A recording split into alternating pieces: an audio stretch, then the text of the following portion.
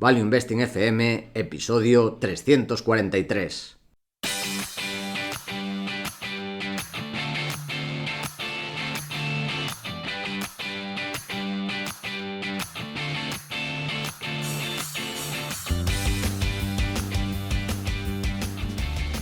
Hola, soy Paco Lodeiro. Bienvenido a Value Investing FM, el podcast semanal en el que te ayudaremos a sacarle partido a ese dinero que tanto cuesta ganar y ahorrar. ¿Cómo? A través del método de inversión más seguro, sensato y rentable, el Value Investing. Te recuerdo que si quieres sacar partido a tus ahorros y no sabes cómo empezar, tienes a tu disposición mi curso gratuito de introducción a la inversión en bolsa en la web academiainversión.com. En esta ocasión estoy yo solo para la entrevista de hoy. Este programa se lo queremos dedicar al abuelo de Adrián, Luigi de la Ripa, que ha fallecido ayer. Adrián lo define como un estoico que nunca supo lo que era el estoicismo, y desde aquí quiero mandarle mucho ánimo tanto como a Adrián y a toda su familia. Además de esto, tenemos un par de warnings. El primero es que ya tenéis disponible la oferta del 12º aniversario de Academia de Inversión con un 20% de descuento en la formación avanzada, y además que ya tenemos fecha para la quedada en Barcelona. Fecha ya la teníamos, ya tenemos sitio, que será en la librería La Central, en el Carrer de Mallorca 237. Será esta semana que entra, si no me equivoco, el día 23 o 24, si no me equivoco. El día 23, sí, aquí lo tengo apuntado, en esa librería. Estará Adrián presentando su libro y firmando ejemplares. Y dicho esto, empezamos la presentación y tenemos esta vez con nosotros por primera vez a Andrés Allende, licenciado en Administración y Dirección de Empresas por la Universidad Complutense. Tiene una larga carrera como inversor, trabajando en fondos long short, por ejemplo, en RAB Capital, pero también en fondos long only, como en empresas prestigiosas internacionales como Allianz Global Investors, Credit Suisse, Standard Life, y ya en los últimos años estuvo 4 años en Cobas Asset Management, y desde mayo de 2021 se incorporó a AIG, donde gestiona un fondo long only también de value de bolsa global. Este fondo es el fondo Paradigma Value Catalyst, y además de esto posee la prestigiosa certificación CFA, que ya conocéis todos. Bienvenido, Andrés. ¿Qué tal? Muchísimas gracias por invitarme. Buenos días. La primera pregunta es: ¿por qué empezaste a invertir? ¿Qué es lo que te atrajo de este mundo, de la inversión y la bolsa? Pues la verdad es que yo no soy el típico inversor que lleva desde que tiene 10 años pensando en invertir. La verdad es que yo acabo en esto un poco de rebote, porque yo, de donde yo vengo o de donde viene mi familia, pues son gente que son pequeños empresarios, pequeños porque son pymes, han sido pymes y les ha ido mejor y les ha ido peor en algunos momentos. Y entonces, por el camino, cuando yo estaba en la universidad, yo decidí que necesitaba aprender más cosas y ayudarles, porque estaban justo en los momentos buenos, hay momentos buenos y momentos malos, y estaban con rondas de financiación y hablando con una serie de private equities muy buenos. De hecho, pues, era una empresa muy pionera. Yo me dediqué a cuidar alguna de las pymes en el día a día y tareas más administrativas y apagando fuegos de esos tipos, pero también estaba viendo cómo esas rondas de financiación progresaban o no progresaban, y la verdad es que cuando yo miraba los números decía, joder, esto ¿por qué no lo entienden? ¿Por qué no lo ven? Entonces decidí que quería aprender el idioma de esa otra gente financiera, ¿no? Del otro lado de la mesa. Entonces así empecé a trabajar en Credit Suisse hace muchos años, en 2001, y pues cuando llegué a Credit Suisse la verdad es que entré en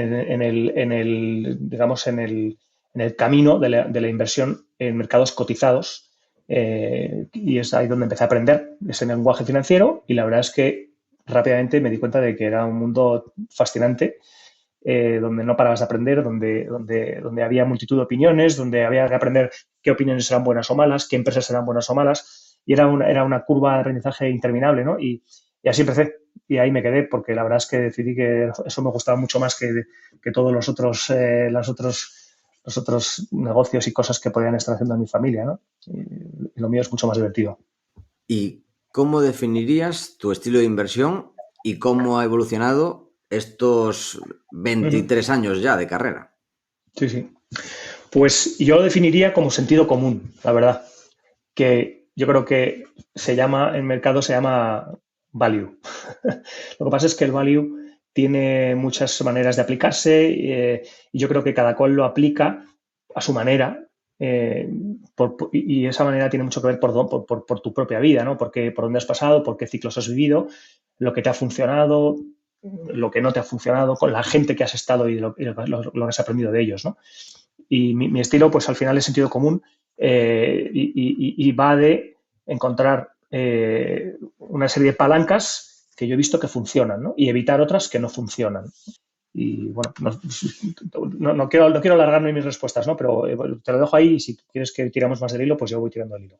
Sí, eso podemos comentarlo cuando comentes en qué se diferencia de otros fondos value, pero antes me gustaría preguntarte cuáles son tus fondos e inversores de referencia, que pueden ser de España, internacionales, pueden ser Uh -huh. actuales, históricos, lo que Uh quieras. -huh. Pues la verdad es que yo creo que hay muchísima gente muy buena en el mundo y yo he tenido suerte de estar con algunos, la verdad. Pero luego también hay gente con la que no has estado, pero sobre la que has leído y has visto cosas, ¿no? Y a mí me ha impresionado gente y he intentado sacar lecciones de gente, por ejemplo, como Howard Marks, que es un gran inversor americano, que en realidad ellos invierten en deuda, Oak Tree Capital, ¿no?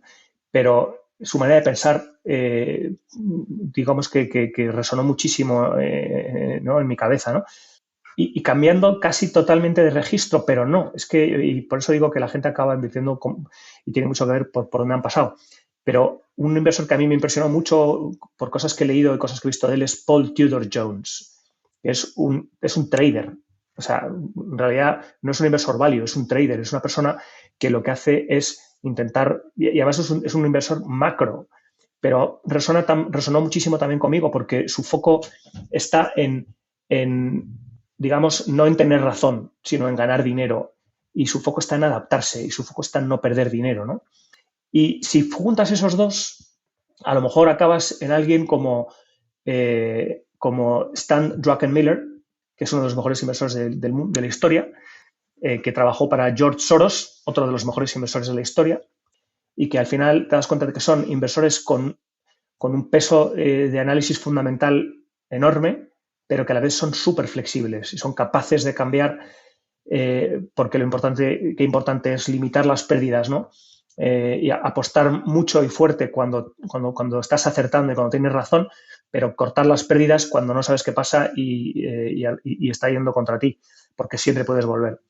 Entonces, al final, pues hombre, te he dado así un par de pinceladas, pero esos inversores, la verdad es que siempre han resonado mucho conmigo y he intentado sacar lecciones de ellos, ¿no? Y por supuesto, bueno, he trabajado con Francisco Paramés, pues también hay cosas muy buenas que hacen en Cobas. Y luego desde fuera ves gente como Magallanes y bueno, pues pero en realidad es que hay muchos inversores muy buenos, Greenlight Capital también en Estados Unidos y muchísimos otros, ¿no? Que a veces ni siquiera sabemos que existen. Curioso, me ha llamado la atención esta mezcla de Howard Marks y Paul Tudor Jones. Sí. Me ha llamado la atención. También como personalidades. O sea, la personalidad de cada uno es la noche y el día. Pero sí, lo que dices, si los juntas, pues te puede salir un Druckenmiller. Buena analogía. Bueno, la siguiente pregunta es también, estas más de 2 décadas de experiencia, ¿cuál dirías que es la lección más importante que has aprendido? Pues creo que la lección más importante que he aprendido es acortar los errores cuanto antes, porque eso significa dos cosas principalmente en mi cabeza. La primera es que recuperas la estabilidad emocional. O sea, cuando tú estás perdiendo dinero y es un error, y hay que diferenciar, o sea, a veces el mercado puede ir en tu contra, pero tú hablas con la compañía y si te fijas en tu proceso, que en tu proceso tiene que ser una especie de salvaguarda, o sea, tu proceso está para protegerte. Eso es importante en mi cabeza también. Y digo todo el rato en mi cabeza porque cada cual lo enfocará de una manera, pero para mí el proceso está para protegerte. Si yo he dicho que esto funciona de esta manera, entonces dentro de aquí tengo que trabajar y si me salgo de aquí tengo que dejar de trabajar. Entonces, es muy importante que cuando lo que tú pensabas que funcionaba de una manera deja de funcionar de esa manera, significa que es un error, significa que lo tienes que cortar. Y ahí recuperas tu estabilidad emocional. Porque entonces ya no tienes miedo, ya no tienes una dependencia emocional, porque eso tiene que funcionar, porque si no funciona estoy equivocado, porque si pierdo dinero, entonces ¿qué hago? O sea, estás emocionalmente conectado de una manera errónea con esa idea y entonces es importante cortar. Y eso además es muy sano, porque ¿qué problema hay cuando estás invirtiendo en el mundo líquido con cortar? Corto, me voy y puedo volver mañana si quiero. Y eso es lo que hace Stan Rockenmiller y eso es lo que hace Paul Tudor Jones. Entonces, esa primera pata es muy importante, saber cortar. Pero es que también es muy importante por otra. O sea, eso significa que estás gestionando tu riesgo. Y cuando tú gestionas tu riesgo y limitas tus pérdidas, lo que estás haciendo es proteger tu capital. Y cuando a mí me tocó vivir Lehman Brothers en un hedge fund, tu mandato básicamente es proteger, ¿no? Aunque muchos hedge funds al final funcionan de otra manera y se tomen en su mandato como apalancar, no más que proteger. Pero qué potente es la protección del capital, porque claro, yo en Lehman conseguí proteger mi capital y caer un 10%, cuando el mercado cae un 50%. El año siguiente, cuando el mercado rebota fuerte, resulta que yo tengo 90 unidades de capital, el mercado tiene 50 unidades de capital. Como tengo el doble de unidades de capital, subiendo igual de rápido que el mercado, en realidad subo el doble, porque tengo el doble de capital para funcionar. Entonces, la gestión del riesgo no solamente me ha liberado a nivel emocional, sino que además me está permitiendo aspirar a ese interés compuesto de una manera muchísimo más potente. Y cuando tú miras a largo plazo, si eres un inversor a largo plazo, el largo plazo no va solamente de esta idea va a funcionar y dame 3 años para que funcione o dame 20 años, que no es lo que yo hago, yo no voy a 20 años. El largo plazo también va de que actúe el interés compuesto, pero el interés compuesto solo actúa si has preservado tu capital. Entonces, para mí la principal lección que he aprendido es qué importante es proteger el capital y cortar los errores, porque te libera a nivel emocional y te permite aspirar al interés compuesto a largo plazo porque has protegido. Pues pasamos ya a cómo surge Paradigma Value Catalyst y relacionado con esto, relacionado con lo que acabas de comentar, ¿en qué se diferencia de otros fondos value?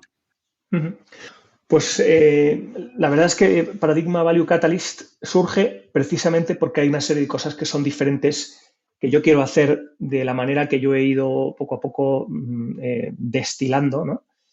Con el paso de los años, con haber estado en estas casas, con haber trabajado con ciertas personas, con haber vivido ciertos ciclos. Y llego a una serie de conclusiones que me parecen muy importantes y quiero ponerlas en práctica.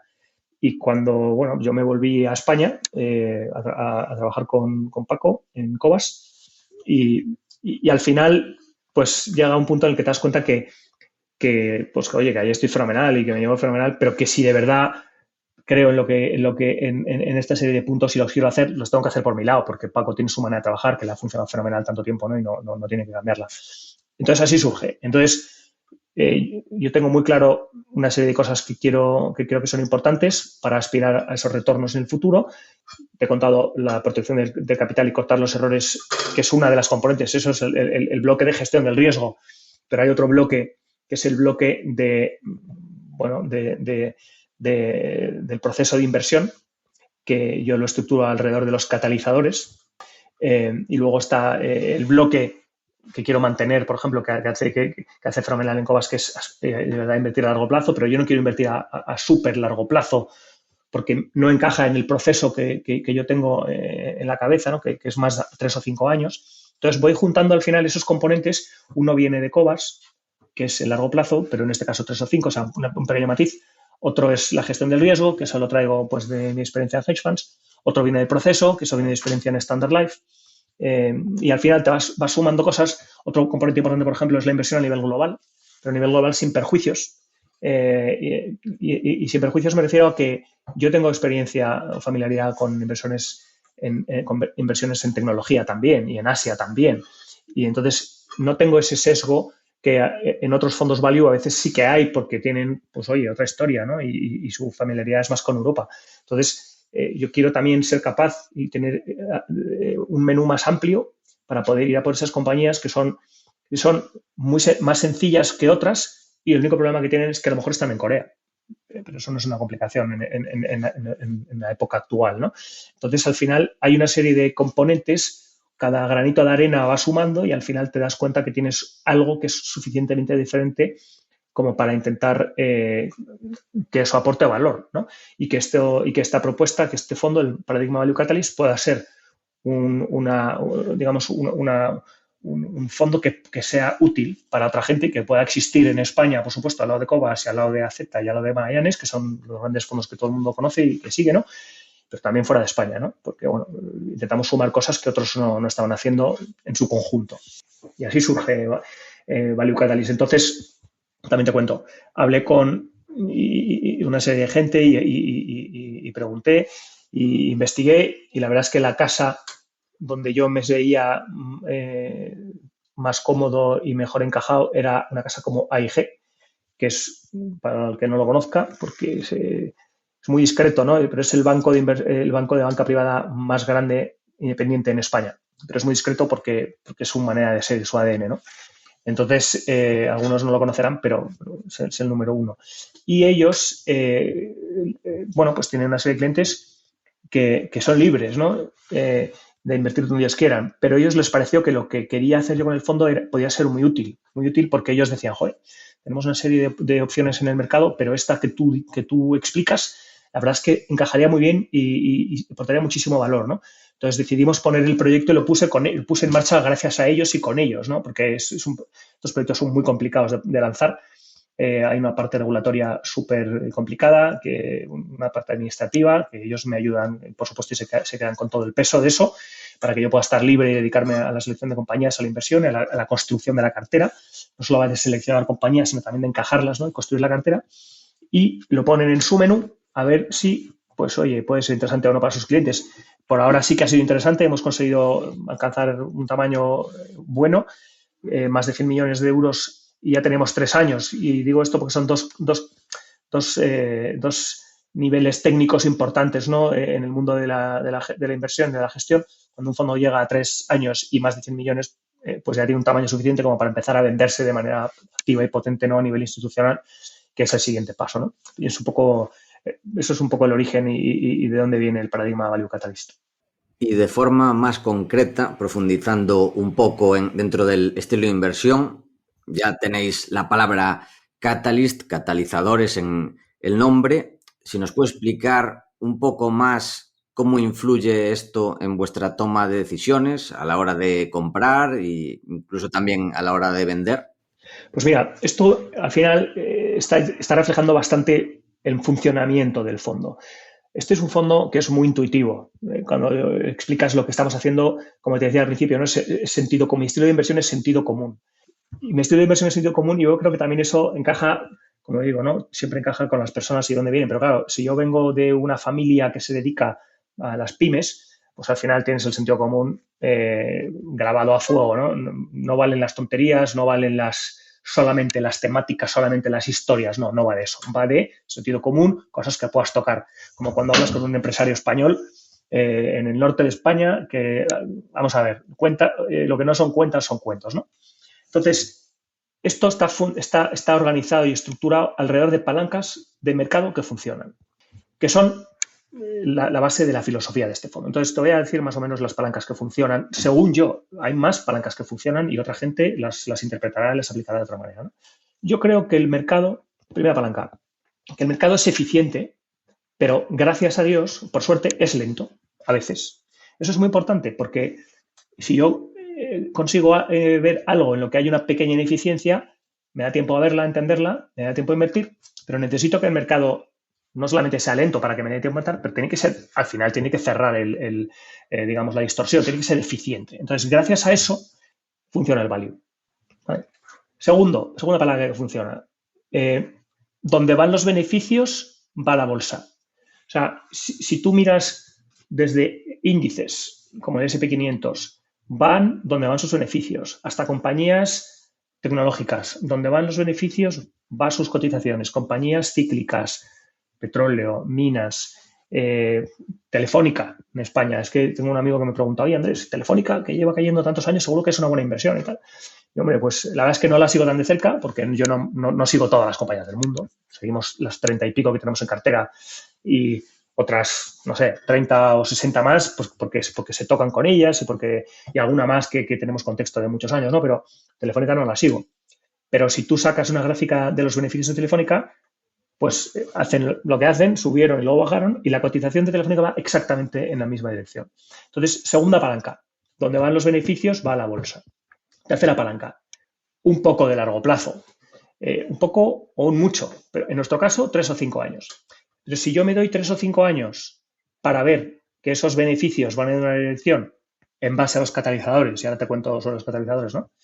Estoy dando tiempo al mercado para que se cumpla un cambio y una mejora fundamental y además para que se solucione esa ineficiencia temporal, esa lentitud. Entonces eso es muy importante, ¿no? La tercera palanca es darle suficiente tiempo al mercado.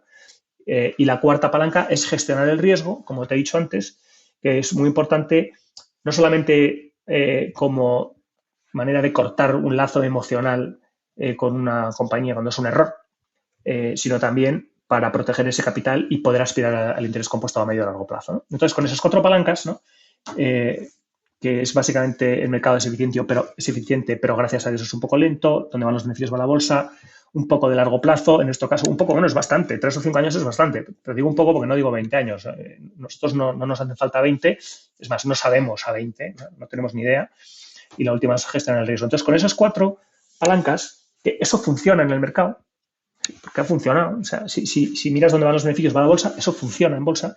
Si miras que el mercado es eficiente pero es un poco lento, te das cuenta de que gracias a eso funciona el value, puedes comprar algo que sea un poco más barato, pero al final el mercado lo acaba viendo, y eso también funciona en bolsa. O sea, claramente, y hay un estudio muy bueno que han hecho una casa que se llama Research Affiliates, que lo hicieron en el 2019, y lo hicieron porque pensaban que, oye, funciona el value, porque a lo mejor ya no funciona, porque claro, con los tipos al cero y desde el 2008, pues igual el value ya no funciona. Bueno, pues no, sí funciona. Tuvieron que rechazar la hipótesis estadística de el value no funciona.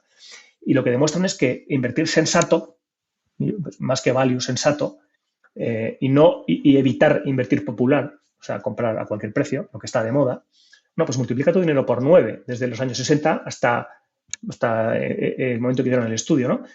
Pero además se dan cuenta de que hay un tema, y esto va un poco en la dirección que tomamos nosotros, ¿no? Y es que hay value de toda la vida, planta industrial, terreno, edificio y la caja que tengas, ¿no? Y eso es value, por supuesto, pero es que también hay otro value que descubren en este estudio estadístico que dicen, oye, esas compañías que lo que se han gastado, se lo han gastado en I+D, o sea, no aparece en el valor en libros, es como que no existe. Pues claro que existe, eso vale dinero, ¿no? Entonces lo capitalizan, lo incluyen y hay un nuevo filtro que es el value mejorado, que le llaman ellos, que multiplica tu dinero en vez de por 9 por 15 y le saca esa ventaja de 5,5% al año, que es la misma que el value de toda la vida, se la saca durante muchos más años. Y las gráficas se separan y todo al final tiene mucho sentido, ¿no? Pero se empiezan a separar a finales de los 80, cuando cada vez el PIB responde más a economía de conocimiento y de servicios. Entonces, ese value mejorado, que incluye ese tipo de compañías, algunas de ellas, no todas, ¿no? Las que tienen que incluir, pues es un value más completo y más sólido, ¿no? Pero bueno, esa palanca funciona, o sea, funcionan los beneficios, funciona darle tiempo al mercado, funciona comprar bien, comprar sensato y funciona proteger el capital. Entonces, con esas palancas que funcionan, nosotros aterrizamos eso en la práctica, que eso es el proceso de inversión. ¿Cómo aplicamos en la práctica esas palancas, ¿no? Y el principal hilo conductor para nosotros son los catalizadores. Nosotros buscamos compañías y siempre nos llama la atención de la misma, o sea, no hacemos un filtro de todo el mercado, en las no sé cuántas mil compañías que hay en el mundo, ¿no? A ver cuál es barata y con eso invertimos. No, es de otra manera. La verdad es que a día de hoy empieza porque tenemos ya la cartera hecha, ¿no? Y yo no he empezado a hacer esto ayer, sino que llevo muchos años, con lo cual siempre llevas ya una cartera que está hecha, que la llevas contigo, ¿no? Pero compañías nuevas que entran suelen venir porque hablas con alguien de la cadena de valor de algo que ya tienes, un proveedor, un cliente, un competidor. A veces también hablas con compañías raras que te llaman la atención, vas a una conferencia o te la cuenta alguien, pero siempre entran en nuestro radar porque te das cuenta de que tienen algo, un catalizador, que es una chispa, o a veces varias, ¿no? Que te ayudan a entender que el mercado se pierde algo hoy, pero que cuando esa chispa prenda, el mercado se va a dar cuenta. Y esa chispa casi siempre tiene que ver con más beneficios, más EBITDA, más caja. Por ejemplo, una compañía tiene una planta que está construyendo. Pues eso es una chispa, ¿no? Hoy está invirtiendo, sale dinero, sale caja, y dentro de un año o dos la planta está acabada y de repente la planta tiene que hacer lo que llaman el ramp up, o sea, la puesta en marcha y llegar a su 100% de capacidad. Y esa chispa significa que deja de salir inversión y empieza a entrar EBITDA y empieza a entrar caja y empiezas a quitar deuda y empiezas a pagar dividendo. Y eso el mercado lo ve.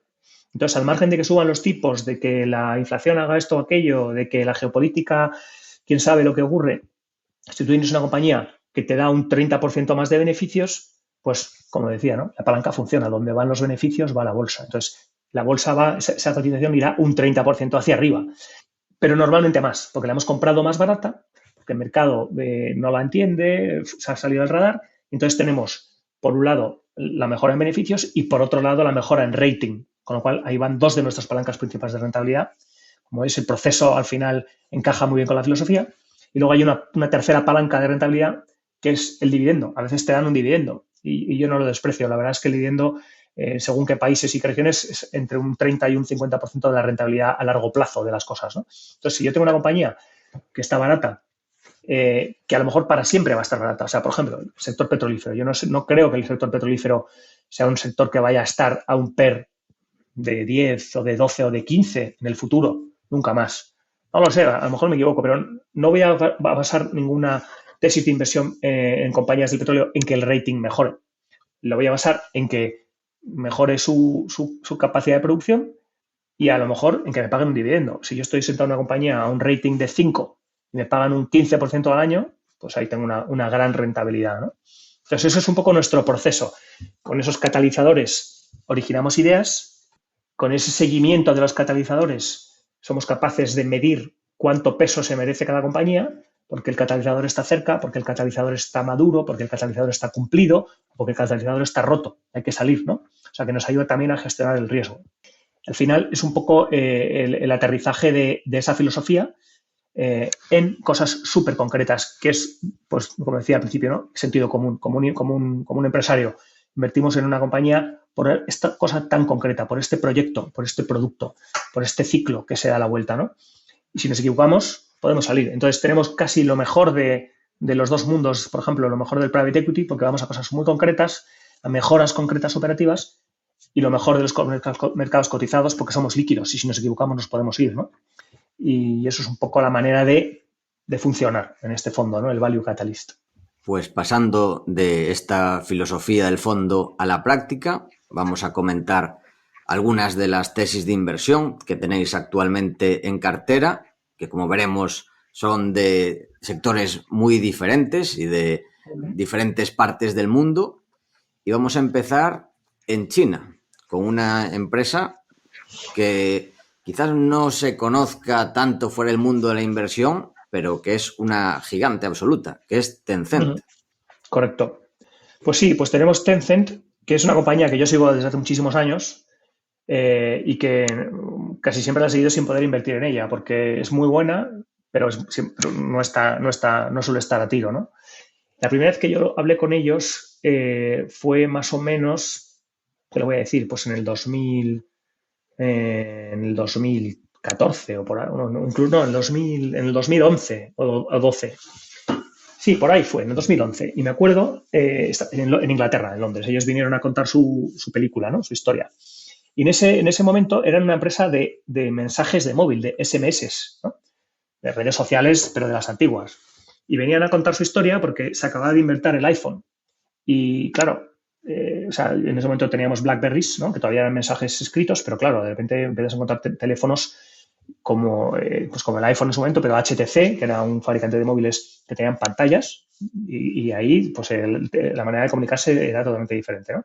Cada vez más rica, mucho más rica que un SMS, ¿no? Entonces venían a contar un poco, bueno, pues que ellos tenían una manera de funcionar, que habían estado durante muchos años haciendo una serie de cosas, pero que se adaptaban y que eran capaces de siempre seguir añadiendo valor a su base de usuarios, que en ese momento eran 800 millones de usuarios, y que, bueno, pues, que teníamos que confiar en ellos, ¿no? Y yo, la verdad es que ahí no invertí, pero les seguí durante todos estos años y viendo, la verdad, cómo han sido de verdad, cómo han cumplido con esos objetivos de adaptarse, de crear valor y de siempre ser capaces de mantener su base de usuarios y hacerla crecer.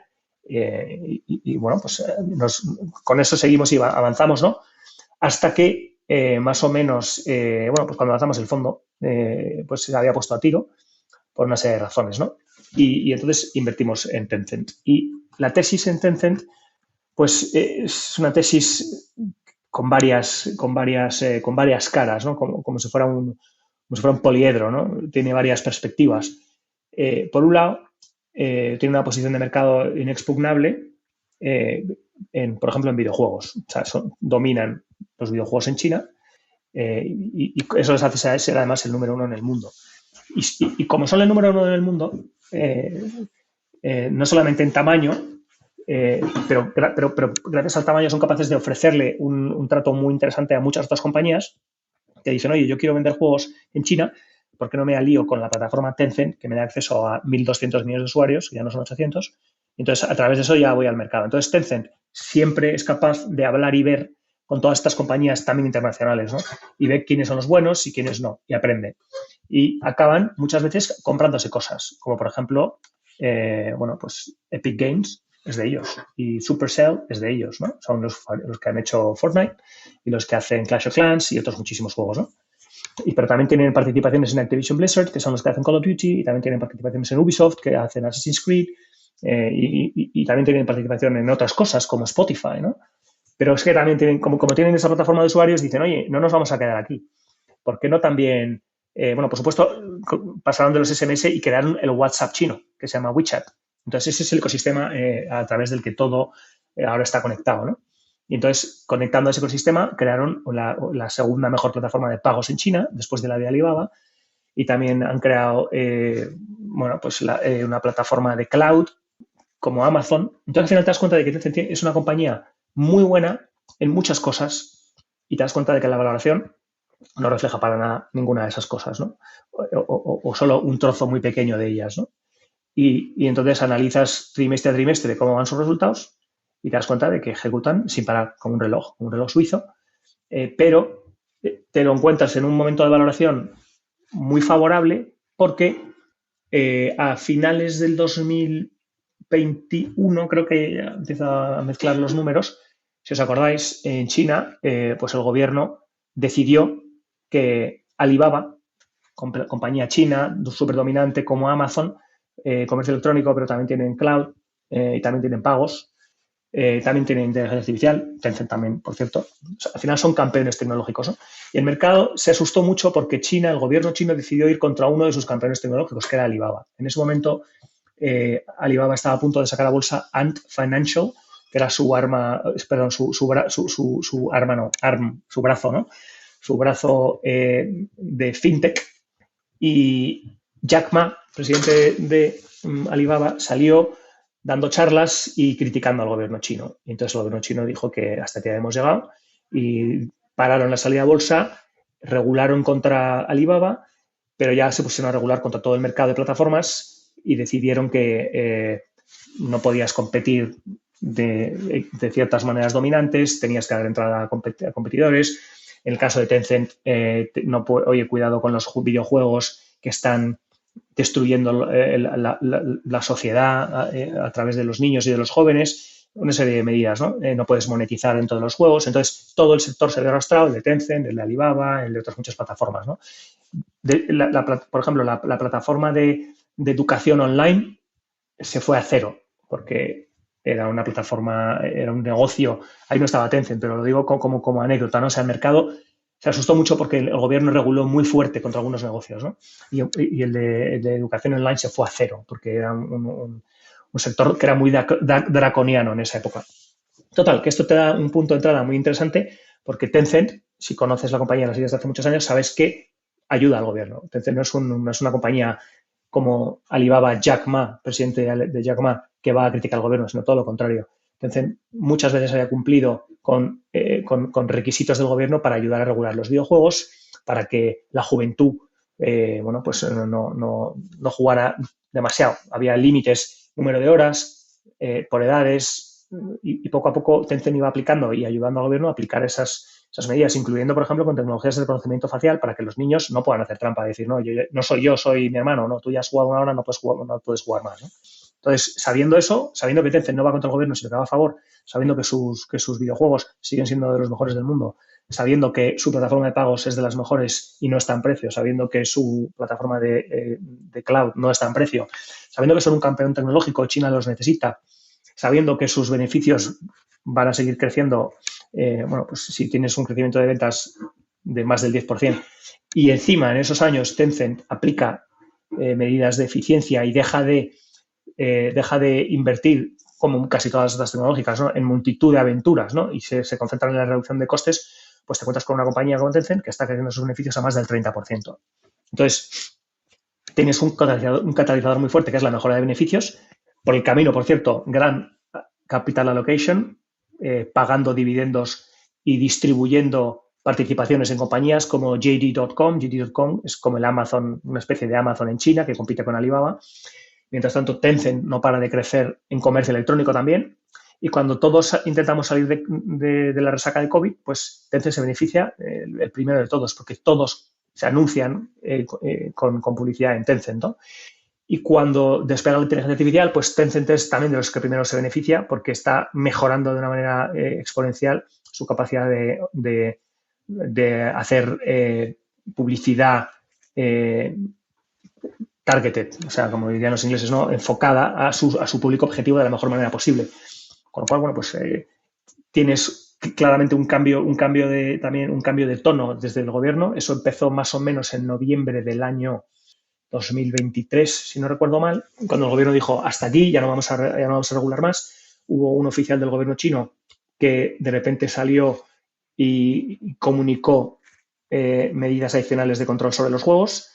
El mercado se volvió a asustar porque pensaban que ya se había acabado ya todo, y el gobierno al día siguiente echó a este oficial del gobierno y aprobó, no me acuerdo si fueron 80 o 90 juegos para demostrar que no, que sí, que vamos en serio, que esto se ha acabado y que ya no vamos a seguir apretando las tuercas.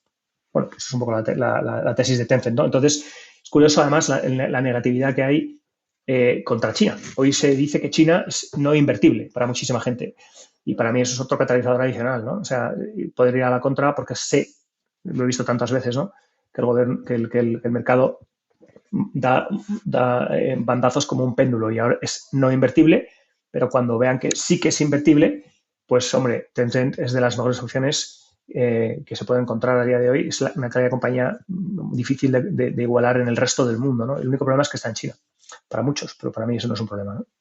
Esa es Tencent. Y bueno, comentabas que WeChat es como sería algo similar al WhatsApp chino, pero es mucho más, porque los chinos tienen casi su vida en WeChat. Claro, porque no paran de enriquecer su ecosistema. Entonces ahora las empresas están en WeChat y se promocionan en WeChat. Las empresas hacen comercio electrónico a través de WeChat. Las empresas ponen vídeos cortos en WeChat. Creadores de contenido ponen vídeos largos en WeChat. O sea, al final es un ecosistema muchísimo más rico que WhatsApp, que ellos monetizan con mucho cuidado o sea, muchísimo menos de lo que se está monetizando a lo mejor, por supuesto, Facebook, ¿no?, y otro tipo de plataformas, ¿no? O sea, que Tencent tiene muchísimo que podría hacer si quisieran hacer más, pero no les hace falta, ellos van poco a poco, porque lo que quieren es, enriquecer. Tienen una especie de Zoom, que también es a través de WeChat para quiero decir, comunicación de vídeo, ¿no?, o sea, herramientas profesionales, ¿no? O sea, cada vez van enriqueciendo porque al final lo que tienen son los usuarios. Entonces, si tú les das valor, los usuarios lo van a utilizar y ellos poco a poco monetizar. Ellos ahora, por ejemplo, lo que venden es servicio técnico para toda esa gente que quiere poner sus plataformas, su e-commerce, su comunicación, sus herramientas comerciales y de marketing Entonces te lo vendo, te vendo el servicio técnico para que lo hagas mejor, te vendo mi inteligencia artificial para que lo enfoques mejor, te vendo mis servidores para que pongas todos tus datos y todo tu tráfico a través de mis servidores. En fin, es un ecosistema que se enriquece y que se automáticamente, ¿no?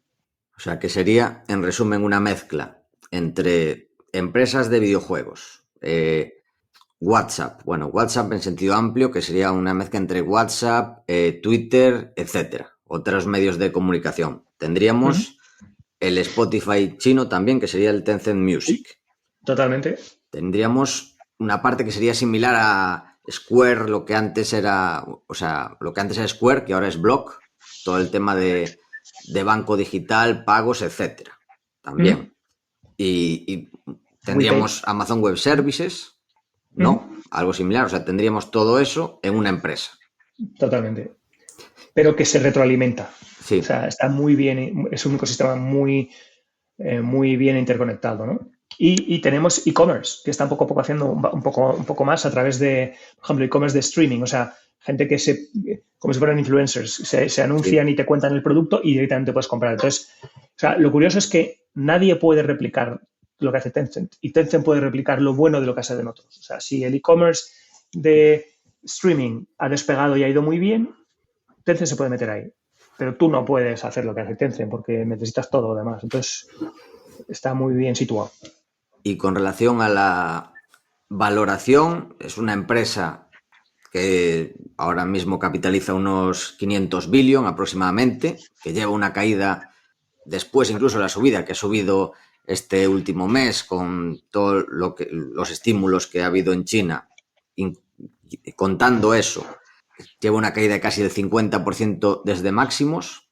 ¿Cómo ves la valoración y posibles catalizadores a corto o medio plazo? Pues el catalizador más fácil es que cada trimestre sigan entregando un crecimiento en beneficios del 30%. Con lo cual, aunque no te crezca en valoración, solamente con el empuje de los beneficios, pues tú, como decía antes, donde van los beneficios va la bolsa, ¿no? Pues deberías poder subir a esa velocidad de beneficios. En cuanto el mercado deje de tener miedo a China, que no es invertible, y vuelvan a considerar que sí es invertible, pues entonces encima podrías beneficiarte de una mejora en rating, ¿no? Y bueno, pues, o sea, depende cómo la quieras valorar, si quieres considerar sus participaciones en compañías cotizadas, que son muchas, o sea, más o menos yo tengo la valoración de 600.000 millones de yuanes en compañías, en participaciones en compañías, y creo que eso hay que valorarlo porque ha estado vendiendo algunas y pagando cash y en otras ha dado el dividendo en especie, con lo cual eso vale dinero y Tencent lo pone sobre la mesa y te beneficias como inversor minoritario, ¿no? Entonces yo creo que Tencent es una compañía, o sea, yo puedo inventarme el precio objetivo, quiero decir, no me lo invento, lo tenemos, ¿no? Pero quiero decir que lo puedo decir aquí y te lo puedo decir, pues, pero alguien dirá, bueno, pues más, menos, pues, o sea, yo digo que nosotros tenemos mucho upside en valoración, aunque solo sea por la mejora en beneficios y además tienes el rating. Es una compañía que está muchísimo más barata de lo que están las compañías de calidad similar en el resto del mundo. Estamos hablando de 14 veces beneficios, por ejemplo, ¿no? Según en qué momento y si quieres quitarle las participaciones cotizadas, pues encima tienes un descuento adicional, ¿no? Eso habría que valorar, o sea, digamos, el precio menos esas valoraciones y por sus beneficios. Pero estás en un punto muy interesante, ¿no? Por valoración quitándole las participaciones, más el crecimiento de beneficio, más el dividendo. O sea, las tres palancas que siempre decimos, ¿no? Pues pasando de China a Estados Unidos y pasando del sector tecnológico a uno mucho más tradicional de la vieja escuela, nos vamos a Cosmos Energy. ¿A qué se dedica la empresa y qué veis en este caso? Porque varía un poco el enfoque, pero todo tiene en común el catalizador y el valor, ¿no? Totalmente. Cosmos en realidad cotiza en Estados Unidos, pero sus operaciones, o sea, digamos, ¿dónde están nuestras compañías? Pues a veces el domicilio fiscal, que es lo que parece que cuando tú miras una distribución de posiciones en un fondo no es de verdad la historia, ¿no? Cosmos es una compañía que busca, encuentra y produce petróleo y gas en el mar. Y además, no solamente en el mar, sino en la cuenca que es del Atlántico, ¿no? De la costa de África y la misma cuenca del Atlántico, pues hasta Estados Unidos, ¿no? En realidad también podría ir a Sudamérica, pero no, está en el Golfo de México y en la costa de Ghana, Mauritania, Senegal, Guinea Ecuatorial. Esos son los sitios donde opera, pero al final es una cuenca geológica muy concreta, ¿no? Y eso es importante porque son muy especialistas en algo. En cambio, hay compañías que de repente hacen no sé qué en Uganda, pero también tengo un activo en Ghana, pero también tengo un activo en Estados Unidos, pero también me compro no sé qué en Indonesia. Y eso es más complicado. O sea, si tú estás muy enfocado, pues a veces tiene ventajas, ¿no?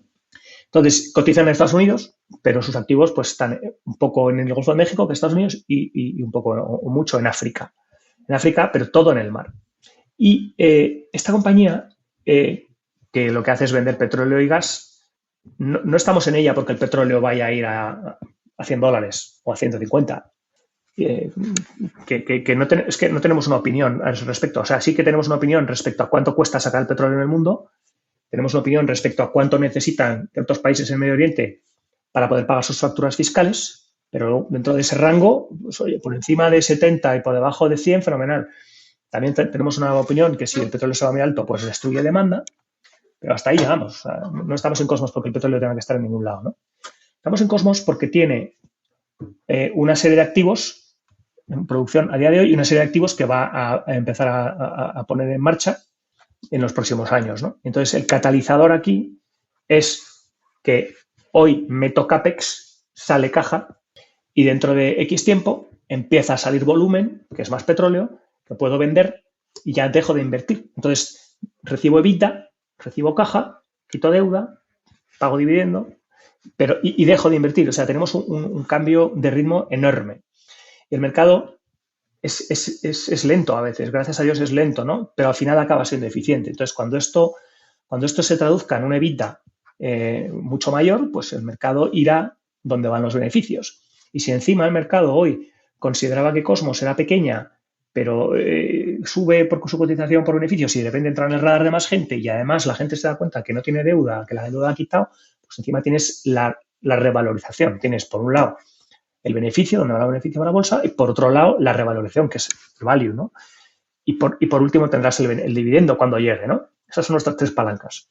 Entonces, Cosmos descubrió en el 2014 o 15 lo que fue en su momento el mayor descubrimiento de gas de África Occidental de la historia. Eso estaba en la frontera entre Mauritania y Senegal. Y bueno, pues estuvieron mirándolo y viéndolo y decidieron ponerlo en marcha, pero por el camino consiguieron que BP, que es una compañía con una gran reputación por calidad, también tiene una gran reputación por burocracia y por ejecución complicada, porque quieren hacerlo todo tan bien que al final a veces son lentos, ¿no? Pero bueno, BP les pagó 1.000 millones por un 60% de esto, que era un proyecto, un PowerPoint, como quien dice. Hombre, había más cosas, había datos sísmicos y había proyectos y había unos equipos que lo podían hacer, pero no había nada más, era un proyecto, ¿no? Entonces les pagan 1.000 millones. Y bueno, pues se ponen a trabajar para poner eso en marcha. Pero mientras tanto, Cosmos tiene activos que funcionan y que producen. Tiene un activo buenísimo en Ghana que produce, a día de hoy está cerca de los 100.000 barriles al día. Ellos tienen ahí más o menos un 40%. Y bueno, pues con eso genera una EBITDA, con eso genera una caja. Entonces es una compañía que funciona y que genera dinero, con lo cual no estás entrando en un proyecto, en una startup. Tienes un equipo muy bueno, muy serio, que ha hecho muchas cosas durante mucho tiempo y que además tienen un súper proyecto que van a poner en marcha. Ese proyecto que iban a poner en marcha y que lo empiezan a desarrollar casualmente, o no casualmente, la verdad, lo ponen en marcha y el proyecto involucra a Golar, que es una de nuestras principales compañías en cartera. Es una compañía que también descubrimos en Cobas. La verdad es que la seguía yo muy de cerca desde el principio, hace muchos años, y Golar es el que les va a fabricar una parte de la infraestructura que les ayudará a sacar a que este gas cuando salga se venda y se exporte licuado, ¿no?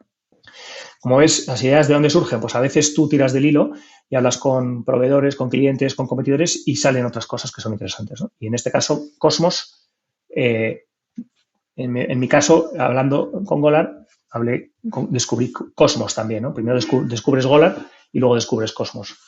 Y Cosmos, bueno, este proyecto se pone en marcha y va a empezar a funcionar en el 2023, si no recuerdo mal, pero con COVID se retrasó todo y empieza a funcionar en el último trimestre del 2024. Entonces, a finales de este año, 2024, tenemos un catalizador súper claro y súper concreto.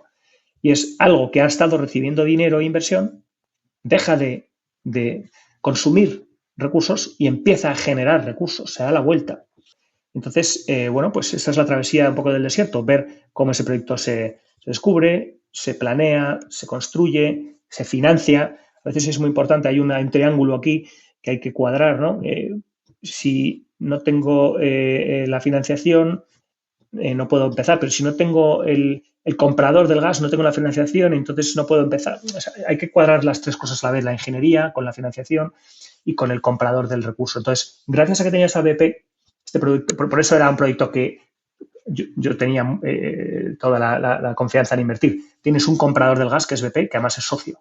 Tienes un socio como BP que te ayuda a la financiación, con lo cual lo vas a poder poner en marcha, ¿no? Y tienes un socio como BP que te va a ayudar con la ingeniería y con una serie de cosas, que tiene, bueno, algún componente favorable, pero también pues ha significado cierta lentitud en algunos momentos, ¿no? Pero bueno, a finales de este año tenemos un proyecto que va a producir alrededor de, bueno, pues un 20% más de volumen o un 30% más de volumen para Cosmos, y además ellos han estado muy activos, han sido capaces y muy oportunistas de comprar algún otro activo. En Guinea Ecuatorial, por ejemplo, se lo compraron a GES, que GES se fue de Guinea Ecuatorial porque tenían tanto trabajo y tan bueno en Surinam, donde sabéis, y en Guyana, perdón, donde se ha escrito tanto petróleo que vendieron lo que tenían, ¿no? Y el payback para Cosmos fue alrededor de un año. O sea, compraron una cosa que en un año se pagó sola. Lo mismo con Occidental. Compraron activos de Occidental. Por cierto, Occidental de Warren Buffett, pero claro, no pasa nada. O sea, Occidental vende activos pequeños, pero a Cosmos le aportan mucho por diferencias de tamaño, ¿no? También payback de alrededor de un año. Compraron activos muy buenos en Golfo de México, payback de 2-3 años. Y bueno, pues ha sido muy activo en la parte de petróleo, en el resto del mundo, y con estos nuevos activos, algunos los está descubriendo recientemente. Por ejemplo, ha hecho inversiones nuevas en Ghana que le van a dar un muy buen salto de volumen ahí, crecimientos en el Golfo de México, más este gas que contaba, pues van a tener un más 50% de volumen, comparando el final del 24 con el final del 22, más 50% de volumen. Entonces, es una compañía que, al margen de que el petróleo esté en 70, un 75 o un 80, que no sabemos dónde va a estar, lo que tiene es 50% más de volumen, con lo cual 50% más de volumen por el precio, pues debería ser un 50% más de EBITDA. Y si el EBITDA sube un 50% y los beneficios suben un 50%, pues hacia ahí irá el precio por acción, ¿no? Eso es como funciona la bolsa. Y si encima el mercado no lo miraba porque estaba bajo radar, ahora lo van a mirar, con lo cual pues puedes tener una buena revalorización, porque por cierto, Cosmos está a 2 o 3 veces EBITDA, o sea, muy barata, ¿no? Y el último punto que es muy interesante con Cosmos, y también lo quiero contar aquí, es que cuando encontraron lo de Mauritania y Senegal, siguieron explorando. Y luego encontraron más en Mauritania y más en Senegal, que están en la frontera, ¿no? Y entonces encontraron más, no, mucho más. O sea, el primer yacimiento son 25 TCFs de gas, que es mucho petróleo, son como, si no recuerdo mal, 120 millones de barriles. Y han encontrado otros 75 TCFs, más o menos. Perdón, en total 75 TCFs, otros 50 TCFs, como mínimo. Yo creo que si miramos de recursos o reservas, estamos en esos números, ¿no? Y eso vale muchísimo dinero, y es interesante el contexto que daba un campo llamado Leviatán, que se vendió en el 2023, si no recuerdo mal, donde BP y ADNOC de Abu Dhabi compraban a una compañía de raíces israelíes más o menos un 25% del campo, y pagaron el precio equivalente por todo el campo de 9 billion, comparado con Cosmos, que hoy está a 2 billion de market cap, con 2 y poco de deuda. O sea, tenemos una compañía como Cosmos que vale 4 billion, 4,5 valor empresa, que genera con lo que tiene hoy 1,2, 1,5 billion de EBITDA, y le va a llegar todo este gas nuevo, que eso le va a llevar por encima, y además lo que quieren es cristalizar parte de esos activos de gas que tienen en Mauritania y en Senegal, que por cierto acaban de echar a BP por burocrático, le han dado todo, el 100% ahora es de Cosmos otra vez, y Cosmos lo que está haciendo es buscar partners para acelerar el desarrollo y poder venderlo a mejor precio. Entonces, ese es el último catalizador, la cristalización de valor en unos activos que son enormes, porque Cosmos no quiere que toda su producción venga solo de Mauritania y Senegal. Lo que quiere es decir, oye, yo gestiono mis riesgos, gestiono mi portfolio, tengo un trozo importante, pero el resto monetizo, cristalizo y se lo devuelvo a mis accionistas, ¿no?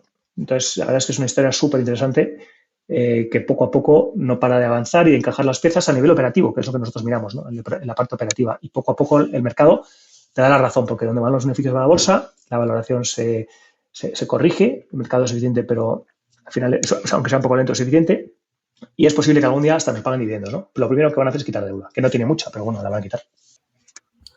Muy Eso es bien. Cosmos.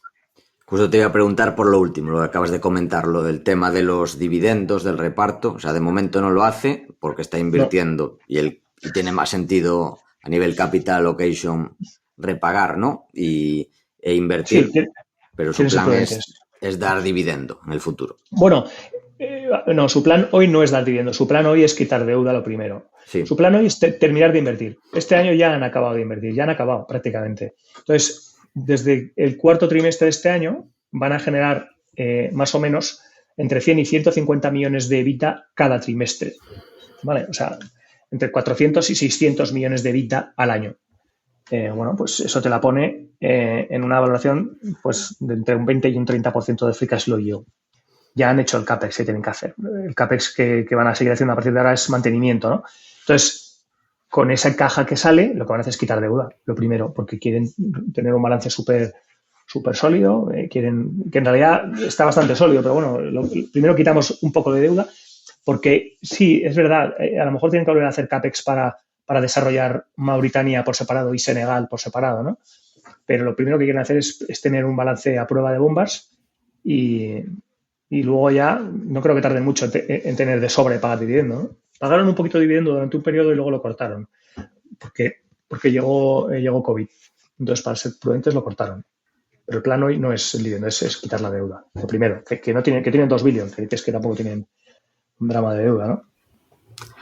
pues después de pasar a este sector de la energía, volvemos a Asia, aunque a otro país. Bueno, esto es discutible, lo de otro país. Si lo preguntas a la República de China dirán que es el mismo, que es Taiwan Semiconductors, una industria estratégica que está dando muchísimo que hablar estos últimos años por su importancia no solo en el presente, sino también en el futuro, que irá aumentando. ¿Qué nos puedes contar de Taiwan Semiconductors? ¿Qué es lo que veis? ¿Catalizadores? Pues mira, Taiwan Semiconductors es bastante especial. Yo no sé si la gente lo sabe, pero básicamente fabrican los chips para todo el mundo, el 100%. El 100% de los de Nvidia, el 100% de los de Apple, el 100% de los de Qualcomm. No fabrican algunos chips menos avanzados. Por ejemplo, Intel fabrica los suyos propios, aunque les acaba de empezar a dar algunos de los nuevos para que los fabrique TSMC porque es mejor. Pero los chips menos avanzados, pues a veces los hacen cada fabricante, ¿no? STMicroelectronics Electronics hace muchos de los suyos, Infineon hace muchos de los suyos, ¿no? Y luego China tiene fabricantes, foundries, en este caso se llaman foundries, ¿no? Pero al final el negocio funciona de esta manera. Un diseñador de chips como Nvidia o como Apple, en este caso porque ha aprendido a hacer los suyos, ¿no? Qualcomm, diseña sus chips y se los da a un foundry como TSMC para que los fabrique. Y esto ha funcionado así con el paso de muchos años porque poco a poco se ha convertido en algo tan complicado la fabricación de estos chips, tan tecnológico, que hace falta tanta inversión que solamente si tienes una escala determinada salen los números, ¿no? Y claro, alguien que iba creciendo como TSMC cada vez tenía más escala, cada vez tenía una ventaja competitiva y de costes mayor, cada vez podía fabricar más barato y otros fabricantes iban cerrando o iban tirando la toalla y dejaban de competir por los chips avanzados. Entonces, lo que ocurre es que con el paso del tiempo TSMC es el monopolio de los chips más avanzados. Samsung Electronics también quiere competir en los chips más avanzados, pero le está costando mucho. En teoría, Samsung Electronics llegó a fabricar los chips de 3 nanómetros. Digamos, el avance de los chips se mide en nanómetros, aunque no sean siempre dimensiones equivalentes. El 3 nanómetros Samsung igual no es exactamente igual que el 3 nanómetro de TSMC o el de Intel, pero no lo, o sea, Samsung no lo consigue, ¿no? Y lo que es muy importante también es que TSMC, pues hombre, sabe hacerte los de 3 nanómetros, pero también te sabe hacer los de 28 nanómetros, que han sido un caballo de batalla, un generador de beneficios impresionante durante muchísimo tiempo, y también te hace los de 90 nanómetros, ¿no? Tiene todos. Lo bueno de esto es que TSMC lo que hace es crear una librería, un ecosistema. Entonces, cuando tú quieres fabricar un chip nuevo, eres NVIDIA, y le dices a TSMC, oye, quiero este chip de esta manera, pero tú encárgate de los componentes periféricos, porque TSMC tiene la librería con el ecosistema para el componente de la gestión de la energía, para la conexión con la memoria, una serie de cosas, ¿no? Entonces, al final, todo el ecosistema, o sea, NVIDIA se enfoca en lo más avanzado y el ecosistema de TSMC le ayuda a completar el resto de cosas, ¿no? Y eso es una ventaja y una barrera brutal que es muy difícil de igualar. O sea, Intel no lo tiene, porque Intel no ha trabajado con tantos pequeños fabricantes durante tanto tiempo. Intel hacía su chip. Entonces, Intel solo sabe de su chip, que es la CPU de su ordenador, ¿no?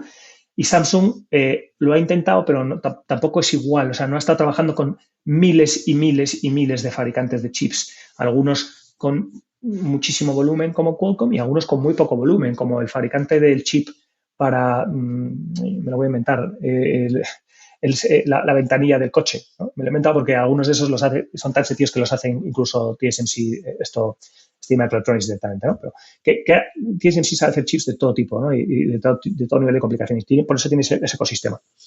Entonces, TSMC lo que hace es añadir a su negocio de toda la vida negocios que son cada vez más avanzados, donde tiene el 100% del mercado, ¿no? Como está haciendo a día de hoy. Y digamos que tiene un componente bastante cíclico, que es qué pasa con ese negocio histórico, si eso sube o baja, si se venden más lavadoras, pues el chip tradicional de TSMC avanza y vendo más, y si menos lavadoras, pues vendo menos. Tengo que decir que eso es una parte muy, muy, muy pequeña. O sea, lo que vale mucho dinero son los chips más avanzados, ¿no? Pero la parte cíclica de TSMC es esa parte histórica, y luego tiene la parte media, que es bastante cíclica también, pero todavía tiene cierto crecimiento estructural. Por ejemplo, los móviles. Bueno, pues hay chips que no son tan avanzados, que también van, pues, para, por ejemplo, la fabricación de móviles, de módems, por ejemplo, ¿no? Todos los temas de comunicación analógica, los temas de señales, los temas de seguridad, pues eso van en chips que no son tan avanzados, ¿no? Y luego está el súper avanzado, que es el último chip para inteligencia artificial, que se fabrica en la geometría más avanzada, que a día de hoy son 4 nanómetros para los más avanzados, y que en breve estarán en 3 y luego en 2, ¿no? Entonces, lo que tenemos aquí es una compañía que domina todo este mercado y está sentada encima de un negocio que es el negocio de semiconductores. O sea, todo el progreso y todo el avance de semiconductores en los próximos 5, 10, 20 años tiene que pasar por TSMC. Me hace gracia cuando la gente dice que, claro, que es que no podemos compartir TSMC porque están en Taiwán y que el riesgo geopolítico es un problema. Y es verdad, puede que sea un problema, pero que sepáis que todos los chips de NVIDIA se hacen en TSMC. Entonces, como TSMC pare porque hay un problema geopolítico, adivina quién vende 0 chips al día siguiente: NVIDIA. Y le digo esto porque NVIDIA está a 30 y pico veces EBITDA y TSMC, pues, no sé, la última vez que lo miraba estaba a 10, ¿no? 10 veces EBITDA. Está muchísimo más barato, ¿no? Entonces, es muy interesante que esa diferencia de valoración exista cuando los riesgos probablemente son los mismos, ¿no? Alguien puede decir, no, es que TSMC es un negocio muy intensivo en capital y eso a mí no me gusta. Y yo, es verdad. Pero resulta que si es un monopolio, pues, o sea, digamos que tu riesgo por invertir en capital es que depende del capital deje de producir, pero nadie te puede hacer que dejes de producir porque nadie puede hacer lo que tú haces como tú lo haces, ¿no? Acabamos de ver cómo Samsung lo está intentando y no lo logra. Llegan antes a 3 nanómetros y no consiguen órdenes y se les van los clientes de Samsung a TSMC, ¿no? Por el camino se quedó Global Foundries, que ya tiró la toalla, si no recuerdo mal, en 9 nanómetros. Intel le está dando órdenes a TSMC porque no pueden hacerlo ellos, ¿no? Entonces, bueno, hay muchas pruebas en el mercado de lo especial que es la ejecución, ¿no?, de TSMC. Cuando hablo de ejecución también es importante algo, y es, o sea, no solamente es importante poder hacer el chip en esa geometría más avanzada, ¿no? Lo que es muy importante hacerlo en masa.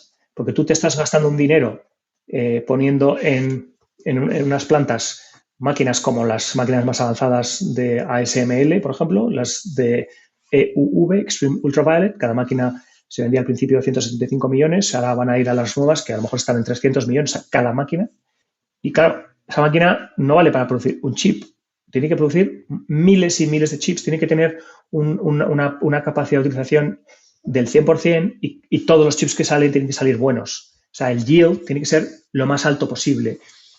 Y como tienen tantos pasos, además, porque se producen muchos pasos, en un primer paso hago la exposición litográfica, luego lo limpio, luego le deposito y le dopo, luego hago otra exposición litográfica, etcétera. Y cada paso tiene que tener un 99,9999%, porque cuando multiplicas 99,999% al exponente 100, pues acabas en una utilización, en un yield efectivo que depende de ese decimal, puede ser del 90% o del 70%. Y si es del 70%, tienes un problema, ¿no?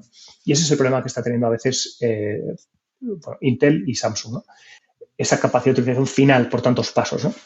Entonces, al final, vuelvo a decir que TSMC es el monopolio prácticamente de esto, está sentado en un negocio que es la fabricación de semiconductores que no está frenando, porque cada vez hay más sensores y más datos que se quieren generar, que se quieren analizar, que se quieren transmitir. Y eso todo al final pasa por chips. Chips en los coches, el contenido semiconductor de un coche se va a multiplicar por 3 en los próximos pocos años, no porque sea eléctrico, que además, sino porque tienen cámaras, tienen sensores de aparcamiento, tienen infotainment, tienen comunicación, bueno, tienen todo tipo de cosas, ¿no? Y tienen conducción asistida, o sea, la autonomía de los coches, imaginaos por dónde pasa, por los chips, ¿no? Entonces, el estudio sigue ahí, los números siguen ahí y la gente cree que el mercado de semiconductores se va a volver a doblar. De 500 billion va a pasar a 1 trillón. Y eso era, por cierto, antes de que explotara el boom de la inteligencia artificial, que acelera todo, porque se programa más rápido y es capaz de que pues somos capaces de crear mejores aplicaciones y más rápido para todos estos usos, ¿no? Con lo cual, el 1 trillón a lo mejor es más, ¿no? Pero para que eso se doble, alguien tiene que fabricar los chips. Y lo que se va a doblar es todo el mercado de 500 billion, pero en realidad lo que está creciendo es la parte más avanzada. La parte de las lavadoras se mantiene, la parte de los secadores del pelo, de los chips que haya por ahí, se mantiene. Lo que está creciendo es lo avanzado, que es precisamente donde está TSMC. Entonces, alguien puede decir que en vez de multiplicar por 2, la parte avanzada se multiplicará por 3 o por 4, ¿no? Entonces, en esto está sentado TSMC. Entonces, hay una tendencia estructural súper sólida y súper potente, y TSMC se encuentra en un punto en el que el ciclo a la salida de COVID está en periodo de digestión muy dura.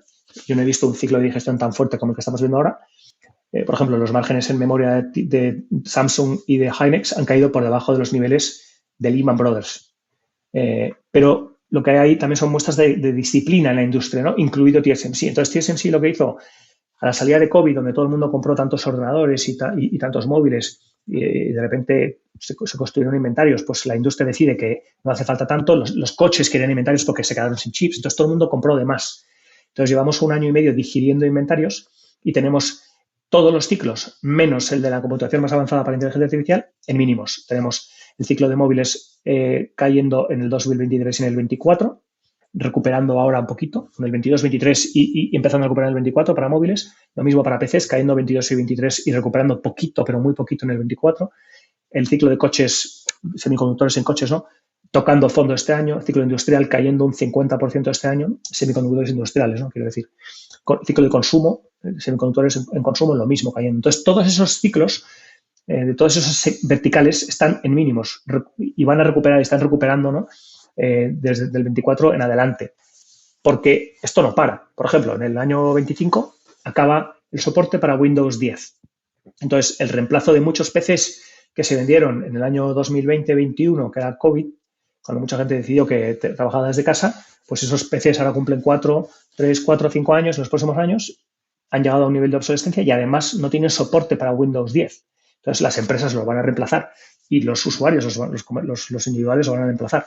Es que además se suma que gente como Qualcomm, que como sabréis diseña chips de computación para móviles basados en arquitectura de ARM, que es la arquitectura que permite una gran eficiencia en el consumo energético, Bueno, pues ya han logrado la misma potencia que los de Intel. Y este año están lanzando en ordenadores, en portátiles, ¿no? Y estuve precisamente con ellos hace relativamente poco en el World Mobile Congress en Barcelona, y sus ordenadores tienen el doble o el triple o el cuádruple de vida de batería.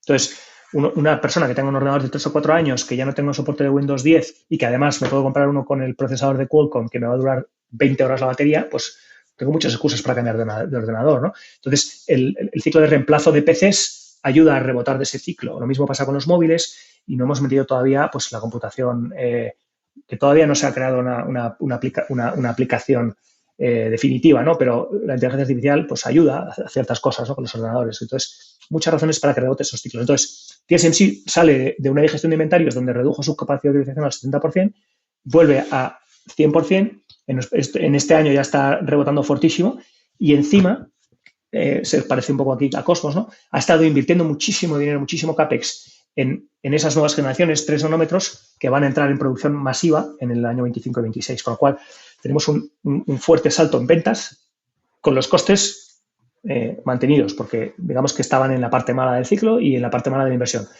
¿Qué te da eso? Pues gran crecimiento en beneficios, que es un gran catalizador, con el rebote de ciclos, que es un gran catalizador, que además se beneficia, es la guinda del pastel de toda la inteligencia artificial, que para ellos Nvidia a día de hoy es a lo mejor un 5% de las ventas, no es el 30%, ¿no? Pero, bueno, a lo mejor lo he dicho mal, porque el 5% de las ventas es la parte de empaquetamiento, que es una cosa que solo saben hacer ellos por ahora y hace falta para la computación súper avanzada de inteligencia artificial, ¿no? Entonces, en general, la inteligencia artificial es una guinda para ellos en el pastel, ¿no? Que les va a añadir extra, pero que lo único que hace es sumar sobre todo lo demás, que también era muy bueno. Bueno, pues comprarte una compañía así, no sé, 10, 11, 12 veces EBITDA, comparado con alguien de la misma cadena de valor a 35 veces EBITDA, no sabemos quién va a ganar esa pelea de Nvidia, si AMD, si Qualcomm, que también lo intentará, si Marvell, si Broadcom, no sabemos. O sea, probablemente Nvidia, pero ¿y si no es Nvidia? Pues que da igual quién gane, todos fabrican en TSMC, ¿no? Entonces, al final, eso es un poco la razón por la que nos parece una oportunidad bastante especial. ¿Y pueden usar este monopolio como poder de negociación? Porque si no me equivoco, creo que el CEO comentó hace poco que la posibilidad de renegociar con Nvidia. Que Nvidia está teniendo unos márgenes netos extremos. Creo que ya debe estar con Visa de la empresa con mayores márgenes entre las grandes de Estados Unidos en el SP500. Creo que lo comentó, si no me equivoco, hace un mes o no dos. Lo sé. Me suena. Yo no he visto ese comentario enfocado a renegocio porque tú ganas mucho y así me llevo un poco yo, sino yo sí que he visto, pero no lo he visto recientemente, yo lo vi el año pasado, renegocio porque me ha subido el precio de la electricidad muchísimo y yo tengo que mantener mis márgenes y te paso los costes.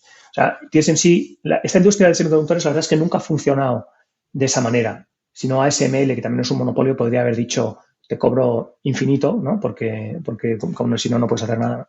Y no, esta industria funciona, es una industria muy colaborativa. O sea, yo te cobro X, te cobraba X ayer y eso funcionaba, ahora te produzco esto. Esto podrías mejorar un 50%, pues yo también un 50%. O sea, nos repartimos lo que ganamos, ¿no?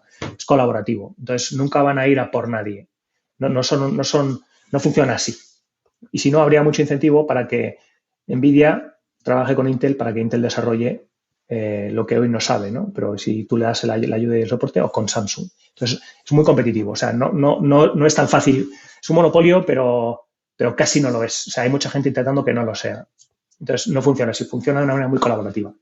Pues después de esta vuelta a la tecnología, volvemos a un negocio de la vieja escuela, el shipping. Y aquí tenéis, si no me equivoco, entre vuestras principales posiciones, International Seaways, que creo que esta ya lleva tiempo, creo que estaba en Cobas, y Hafnia, ¿no? Si no me equivoco. ¿Qué es lo que veis ahora? ¿Crees que puede haber catalizadores? Bueno, tenemos otra. Sí. Tenemos Dime. el principal. Sí. El principal peso que tenemos ahora es DHT. Tenemos tres, ¿vale? DHT. El DHT es la principal ahora. porque DHT, al final todas se benefician un poco de lo mismo, pero las empresas de transporte marítimo de producto, Hafnia es de producto pura, International Seaways es mitad producto y mitad crudo. Cuando digo producto me refiero a productos refinados, a gasolina, diésel, nafta, es producto refinado. Y crudo es producto sucio, sin refinar, ¿no? Entonces, Hafnia tiene 100% en producto, International Seaways tiene la mitad. Cuando digo la mitad me refiero a la EBITDA, más o menos, ¿no? Porque el número de barcos, como son más pequeños, igual son más barcos, pero en valor de compañía y en EBITDA, la mitad entre esos Seaways es producto y la otra mitad es crudo. Y DHT es solamente de crudo, ¿no? La tesis O sea, aquí serían que todos tankers, pero de son diferentes todos tipos. tankers. Sí, Vale. correcto. Y esto, pues la verdad es que comienza, yo empiezo a mirar estas compañías en el 2017, por ahí, o 18, y bueno, pues la verdad es que te das cuenta del ciclo que había. Para mí era una de las mejores oportunidades que había visto en mi carrera y ya hemos multiplicado por 3 o por 4 veces nuestro dinero. Todavía seguimos invertidos porque parte de nuestra manera de invertir y nuestro proceso, nuestro estilo, y esto probablemente tenga que ver con lo que hablábamos, ¿no? Con ese toque de Druckenmiller o de Paul Tudor Jones o ese toque de trader, de hedge fund, ¿no? Pero es importante aguantar con los ganadores. Qué importante es aguantar con los ganadores, ¿no? Y esa es una diferencia a lo mejor con otros fondos value. O sea, si tú tienes un potencial de un 100% en algo y te sube un 30 o un 40%, yo creo que es un error empezar a vender de esa posición y empezar a comprar otras que están en la cola, ¿no? Porque llevábamos esperando que se produjera este más 100%, un año y medio, 2, por fin se empieza a mover, y si yo cojo y quito dinero de ahí, ahora que el final de la tesis se va a cumplir a más corto plazo, de una manera más inminente, estoy diluyendo muchísimo el potencial del interés compuesto, ¿no? Porque el próximo 30% rápido vale mucho más que un 100% lento, si yo me pongo en la cola, ¿no? Y esto es lo que estamos haciendo con estas compañías. Estamos todavía aguantando el final del ciclo, ¿no? ¿Y cuál es el ciclo aquí? Pues el ciclo es un ciclo que fue muy destructivo. Las compañías lo hicieron muy bien en el 2014, cuando, si recordáis, Arabia Saudí decidió producir todo lo que podía, a ver si se llevaba por delante la industria del fracking americana. Y eso lo que hizo, pues mucho volumen en el mercado, ¿no? Mucho volumen que hay que transportar en barco. Y eso fue un gran periodo para las compañías de shipping. Pero a eso le siguió lo contrario. Pues oye, no, nos vamos a reducir porque no queremos cargarnos nuestra propia economía. No estamos logrando esto con los americanos, vamos a frenar. Entonces, hubo una digestión de inventarios, pero por el camino, claro, había mucha gente que pidió barcos y los barcos seguían llegando y el volumen no era ese volumen tan potente de transportar. Entonces, había exceso de barcos. Entonces, el ciclo se derrumbó y durante bastantes años, el 2017, 18, era un drama, ¿no? Ganaban poquísimo dinero, en realidad perdían dinero, les pagaban $1.000 al día por un barco, cuando estos barcos tienen costes de operación de 8.000 al día, ¿no? Y si tú metes el coste pues del mantenimiento y del capital y de esas cosas, pues deberías estar mínimo a 20.000 al día para un barco grande y para ganar tu rentabilidad a largo plazo, pues deberías estar a 30 o 40.000 al día, ¿no? Pues a 1.000 al día durante bastante tiempo, quemando caja, algunas con deuda, algunos quebraron, bueno, muchos private equities habían metido de manera especulativa y cerraron. Había muchos inversores profesionales, les llamaban los dentistas alemanes, ¿no? Porque gente profesional con ahorros se meten en shipping comprando un 10% de equity, porque el resto lo ponía el astillero, por cierto, también quebraron, los astilleros quebró todo el mundo, ¿no?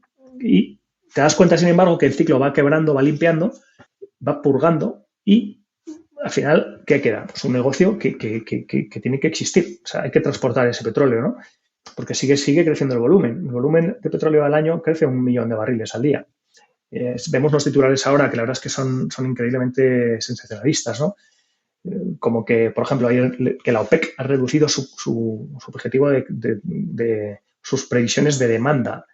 Cuando lees el artículo, te das cuenta que lo ha reducido en 100.000 barriles al día y siguen en 1,8 millones de barriles al día para el año que viene. 1,8 millones de barriles al día es casi un 2%, es muchísimo. Históricamente el crecimiento es el 1%. Cada millón de barriles al día significa 35 barcos, más o menos, de media, ¿no? falta 35 barcos más, porque ese petróleo hay que moverlo, ¿no? 1 millón de barriles al día son 365 millones de barriles al año, ¿no? Y si cada barco pues, hace 10 viajes, porque tiene que ir y volver, cada barco puede llevar X barriles, 2, los más grandes, pues estás hablando de 17 barcos al año, pero no siempre son esas distancias de 10 viajes al año, ¿no? Si vienen de más lejos son 3, entonces, bueno, de media, pues 30 barcos. Total, que la demanda sigue creciendo y nadie pide barcos durante mucho tiempo y cierra los astilleros y se va envejeciendo la flota. Entonces, la tesis para mí tenía un catalizador clarísimo en el año 2020, cuando había un cambio regulatorio que obligaba a mejoras o reducciones de emisiones increíbles, ¿no? Y si no, CAPEX. Entonces, claro, el barco viejo, pues no le vas a hacer CAPEX, entonces lo quitas. Entonces se te produce un ajuste de oferta-demanda en barcos muy fuerte, se tenía que producir, ¿no? Y con eso, esas tasas que estaban a 1.000 al día, pues se te tenían que ir a 40.000, 50.000 al día o lo que fuera, ¿no? Y en algún momento alguien pedirá más barcos y entonces esto se normaliza, ¿no? ¿Qué pasó? Que por el camino llegó COVID y no se ralentizó un poco el ajuste del ciclo, pero se produjo otra cosa que fue increíble también, de ser testigo, ¿no? De esa cosa, y es que de repente se paró el consumo de petróleo en el mundo a cero. Bueno, a cero no, pero 10 millones de barriles menos al día, que eso sigue saliendo de los pozos. Entonces se metió en barcos. Entonces los barcos pasaron de cobrar 1.000, 2.000 al día a cobrar 100.000 al día, porque actuaron como almacenamiento. Entonces ganaron muchísimo dinero por el camino, con eso quitaron muchísima deuda y poco a poco seguimos avanzando en la tesis original, que sigue jugando, ¿no? Que sigue avanzando su curso. Entonces nos encontramos hoy, año 2024, en un punto muy extremo. Los barcos de producto ya han ganado mucho y las tasas en producto ya están en un nivel muy bueno. ¿Qué ha pasado ahí? Pues que la guerra de Ucrania ha obligado a los rusos a vender su petróleo no ya en Europa, que tenías un viaje muy corto, ¿no? Desde el Mar Negro hasta Europa o desde el Báltico hasta Europa, sino a dar toda la vuelta a África y llevárselo a la India y a China, ¿no? Eso significa muchísima más distancia, o sea, más barcos hacen falta para mover ese petróleo, con lo cual, bueno, pues ha ajustado muy rápidamente la flota de barcos de producto, que como son más pequeños, son también los que se utilizan a veces para mover crudo en rutas más cortas, ¿no? Y bueno, pues esos son los barcos que llevaban ese producto en Rusia, y como son los barcos rusos los que tienen que mover el petróleo ruso, pues son los que se han utilizado. Se ajusta muchísimo esa parte de la flota y han ganado muchísimo dinero. En Harney hemos ganado muchísimo dinero y International Seaways en la parte de producto también. Y estamos llegando a la parte final de este ajuste del ciclo, porque no hay barcos que se entreguen en la parte de crudo, muy poquitos. Este año se entregaban 2. El año que viene se van a entregar 5 de los petroleros más grandes.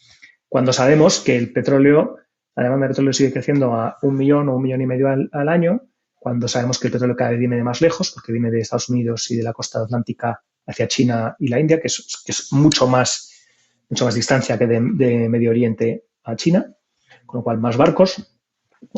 Y cuando la financiación sigue siendo un problema, no es fácil entrar en financiación para pedir un barco, no es fácil especular como lo fue en su época, no hay private equities, quedan un tercio de los astilleros que había en su momento, o sea, no hay capacidad de construcción y lo que hay está completamente utilizada para containers y para gas, para metaneros.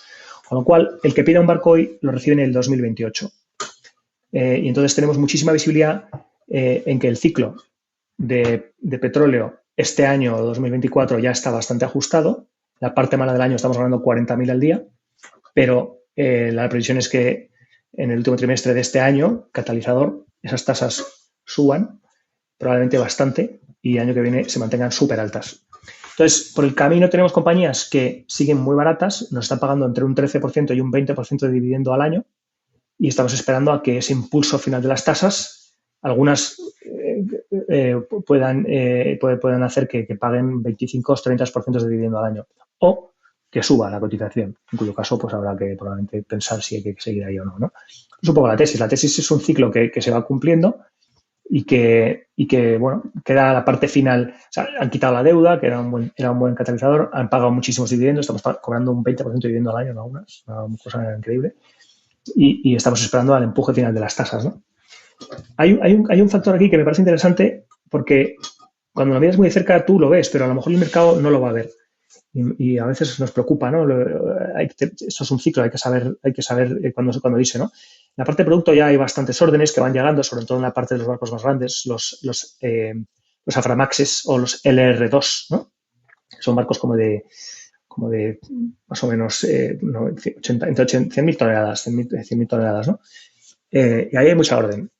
Pero en general no hay tanta orden todavía para el sector, pero bueno, poco a poco van llegando.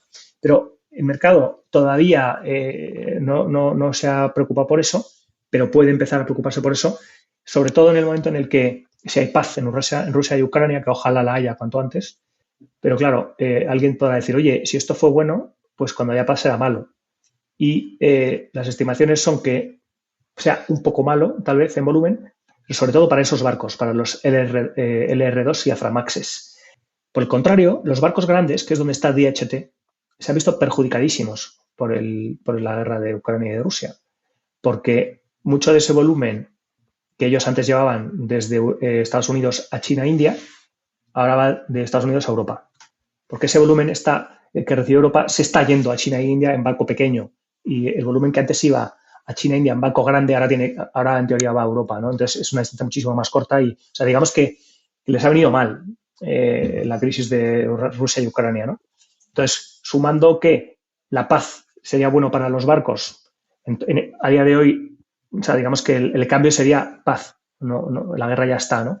Entonces, para que sea un cambio positivo para nosotros hay que estar en barco grande y además para que no nos preocupen las órdenes, los VLCCs, los barcos más grandes, son los que prácticamente no tienen libro de pedidos, ¿no? Entonces estamos muchísimo más a salvo ahí, ¿no? Y bueno, pues por eso estamos en DHT. Pero bueno, la tesis es bastante sencilla. Creo que a día de hoy hay que vigilar el ciclo y hay que saber aguantar mientras te pagan dividendo. Pues después de surcar los mares, ahora volvemos otra vez a Asia, pero a otro país, a Corea, con una empresa que la verdad es que yo no la conocía, que es Hainex.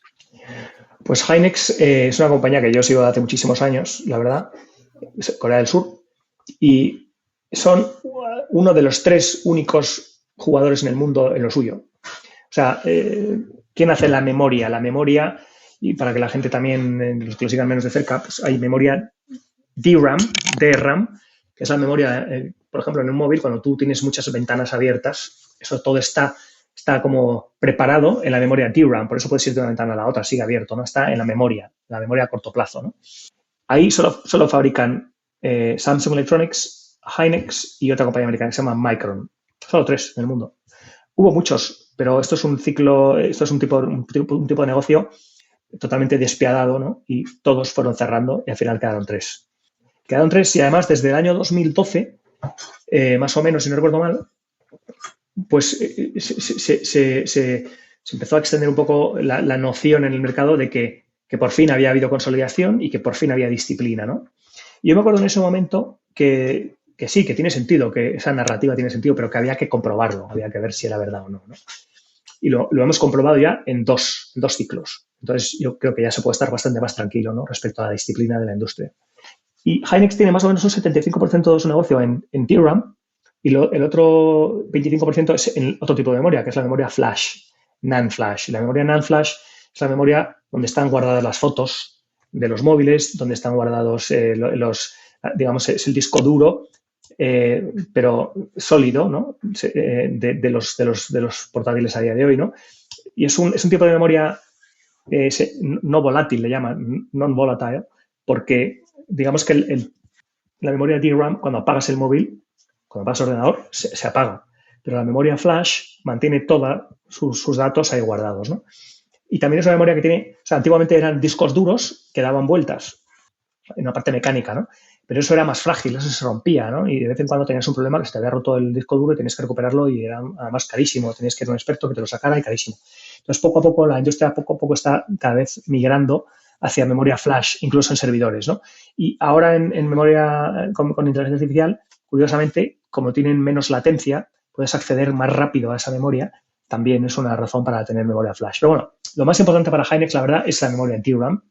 Y lo curioso es que, bueno, pues en la trastienda lo que hay es una cosa que ha sido muy cíclico históricamente, ¿no? y lo sigue siendo, y probablemente lo siga siendo, pero lo que hay es más disciplina, ¿no? Y entonces, durante COVID, pues como hemos comentado antes, hablar de TSMC, pero la verdad es que se aplica a muchísimas otras industrias. Es que es curioso. Hemos visto un ciclo muy fuerte a favor durante COVID en muchos negocios y luego una resaca terrible y una digestión de inventarios y de excesos, ¿no? Desde los corchos, corticeira, que mucha gente lo seguirá, a las botellas de cristal, a los chips para coches, a las farmacéuticas con las vacunas, bueno, ahí en todos lados, ¿no? Y también la memoria. Se pidió muchísima memoria para bueno, pues el consumo de dispositivos durante COVID y a la salida lo que había es un exceso de inventarios que había que digerir. Entonces, como ya comenté hace a lo mejor unos minutos, en el 2023 Hynix y Samsung Electronics y Micron, las tres de memoria, llegaron a sus peores márgenes históricos, peores que con Lehman Brothers, porque había que digerir esos inventarios. Y a pesar de la disciplina, ¿no? Pero gracias a la disciplina, que pudimos comprobar de nuevo ahí, bueno, vimos cómo todos redujeron su capacidad de utilización para que esa digestión de inventarios fuera lo más acelerada posible. De hecho, Hynix fue de los primeros. Muy buena gestión ahí, en darse cuenta de que había un exceso. Me acuerdo que Samsung hablaba y decía que no, que ellos que seguían. Y yo pensando, bueno, pues a lo mejor Samsung está siendo más listo, ¿no? Y lo que quiere es quedarse con el mercado y luego a la salida, ¿no? Es que al final Samsung lo hicieron mal. Hynix lo hicieron muy bien ahí, ¿no? Todos perdieron dinero en la parte de memoria. Samsung, lo que pasa es que como tiene más cosas, pues ganaba en otros sitios, ¿no? Pero bueno, fue un ciclo terrible y estamos rebotando desde ese ciclo tan terrible que fue más o menos noviembre del 23, en el peor momento. Y con eso hemos pasado de perder dinero a ganar dinero y bastante y mucho dinero, ¿no? En Hynix, en Samsung y en Micron en el 2024. Y yo creo que para adelante también. Entonces, lo que hay ahora, también un poco como con TSMC, es un negocio tradicional de memoria. La memoria tradicionalmente, pues más o menos va pues, a números gordos, un tercio a móviles, o un 35%, un poco más, otro 35% a servidores y otro 35% a PCs. O 30, 30, 30, hasta un 90 y pico por ciento, y luego hay un poquito que va a coches y un poquito que va a elementos de consumo electrónico y tal, ¿no? Y entonces estamos viendo el rebote de esos ciclos y de ese consumo de memoria en todos estos segmentos, ¿no? El PC tocó fondo durante el 22 y 23 y está poco a poco rebotando en unidades, en número de unidades. Esta distinción es importante. Lo mismo con los móviles, tocando con crecimientos negativos en unidades en el 2022 y 23 y poco a poco rebotando en el 24, preparándose para el 25, ¿no? Los dos. Servidores lo mismo, de gestión de inventarios. Acordaos que en servidores hubo una fuerte inversión en cloud, que vamos a llamar cloud, servidor tradicional. Y con estos tres principales bloques, y bueno, por supuesto tenemos la parte de coches en un punto complicado, industrial, pero esos, como he dicho, son un 5 o un 10% del total, ¿no? Lo más importante es lo otro.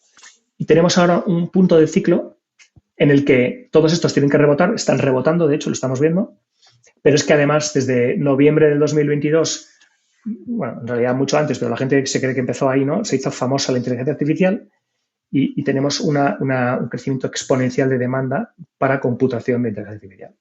Lo curioso es que esta computación de inteligencia artificial necesita, como exige tan altísima velocidad de computación, lo que también necesita es una altísima conectividad con su memoria. Lo que mucha gente no sabe es que cuando tú tienes un ordenador, la CPU, el motor del ordenador, funciona al 40% de su capacidad porque no puede acceder a la memoria más rápido. O sea, el cuello de botella siempre ha sido la memoria. Pues con inteligencia artificial muchísimo más, ¿no? Entonces, para inteligencia artificial se ha creado un nuevo tipo de memoria que se parece mucho a la memoria de servidor y a la memoria avanzada de móvil, pero se construye diferente, se construye con digamos, bloques verticales de memoria DRAM conectados de una manera muy directa a ese computador, a esa tarjeta gráfica, ¿no? Que es el motor de la inteligencia artificial, ¿no? De manera que lo que tienes es muchísima velocidad o muchísimo ancho de banda. Por eso se llama HBM, High Bandwidth Memory, memoria de anda ancha, ¿no?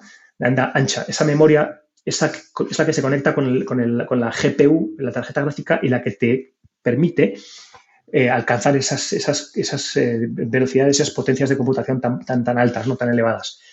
Sin esa memoria no hay inteligencia artificial. Igual que sin TSMC no hay inteligencia artificial. Como se puede ver, hay una cadena de valor súper larga y súper compleja. Y como con los coches durante COVID, si falta un tornillo no hay coche. Pues si falta el fabricante, no hay inteligencia artificial. Si falta memoria, no hay inteligencia artificial. Y esta inteligencia artificial es una fuente de demanda adicional, es un bloque de demanda adicional sobre la memoria que se consumía para PCs, para móviles y para servidores, ¿no? Y lo que tenemos es una situación de crecimiento exponencial en ese nuevo componente que se suma a una recuperación cíclica de los otros tres, que estamos viendo cómo continúan en el 2025 y en el 2026. Los que sigan un poco los comentarios de NVIDIA, pues habrán visto que el otro día salió su CEO diciendo que están vendidos, o sea, no tienen más capacidad que puedan vender para el 2025. O sea, lo que falta es oferta, no falta demanda, ¿no? Es también importante ponerlo en contexto, o sea, hasta cuánto dinero se puede malgastar, ¿no? O invertir, ¿no?, en inteligencia artificial.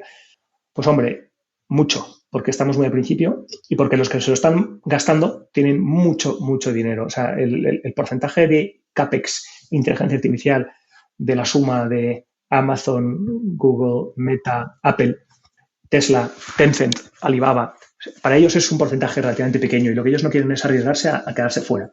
Entonces ellos van a seguir, poco a poco se van creando cada vez más aplicaciones. Yo tengo que decir que sí, que es posible que los retornos no sean tan buenos. Entonces, yo no estoy invirtiendo en ese tipo de compañías por este motivo, pero estoy totalmente encantado de esa opcionalidad extra para TSMC y de esa opcionalidad extra para los fabricantes de memoria como Hynix, ¿no?, como Samsung Electronics, por cierto. Entonces, tenemos una recuperación cíclica para Hynix que vienen de capacidades de utilización muy bajas a normales, a muy ajustadas, mientras no tienen más remedio que convertir, canibalizar parte de su memoria tradicional para alimentar la nueva inteligencia artificial. Entonces, la inteligencia artificial no solamente es un nuevo negocio que se vende a muy buen precio, que por cierto, todo el tamaño de memoria DRAM en el mundo, más o menos, estamos hablando de 70, 80 billion al año de ventas, que no para de crecer, pero que hay gente que dice que la memoria de inteligencia artificial pues debería ser 20, 30, 40 billion. O sea, estamos hablando de un nuevo segmento que va a ser la mitad, quién sabe, incluso más que todo la tradicional. Entonces, es importante ver cómo tenemos una demanda que se mantiene a lo largo del ciclo, ¿no? Evidentemente, la parte más baja pues no era 80 billion, esa memoria antigua, pero en su momento normal es ese, pero es que tenemos una que puede ser un 50% o más, no más que ella, ¿no? Y esto todo hay que ponerlo también en el contexto de que los móviles y los PCs y los servidores cada vez, los normales, cada vez requieren más contenido. O sea, al margen de que las unidades crezcan un 2-3% al año, lo que todos hacen es aumentar el contenido. O sea, la memoria DRAM de un móvil ha pasado de tener 1 giga a tener 2, a tener 4, a tener 6, a tener 12. Aunque vendamos las mismas unidades, el contenido no para de aumentar.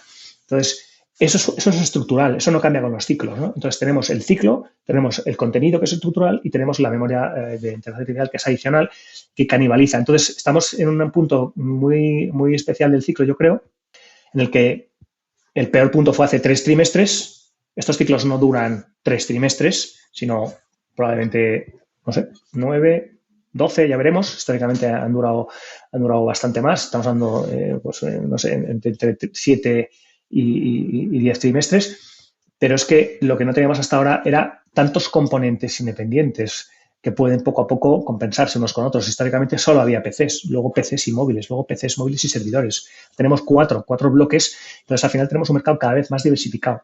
También tenemos 3 operadores que cada vez son más disciplinados.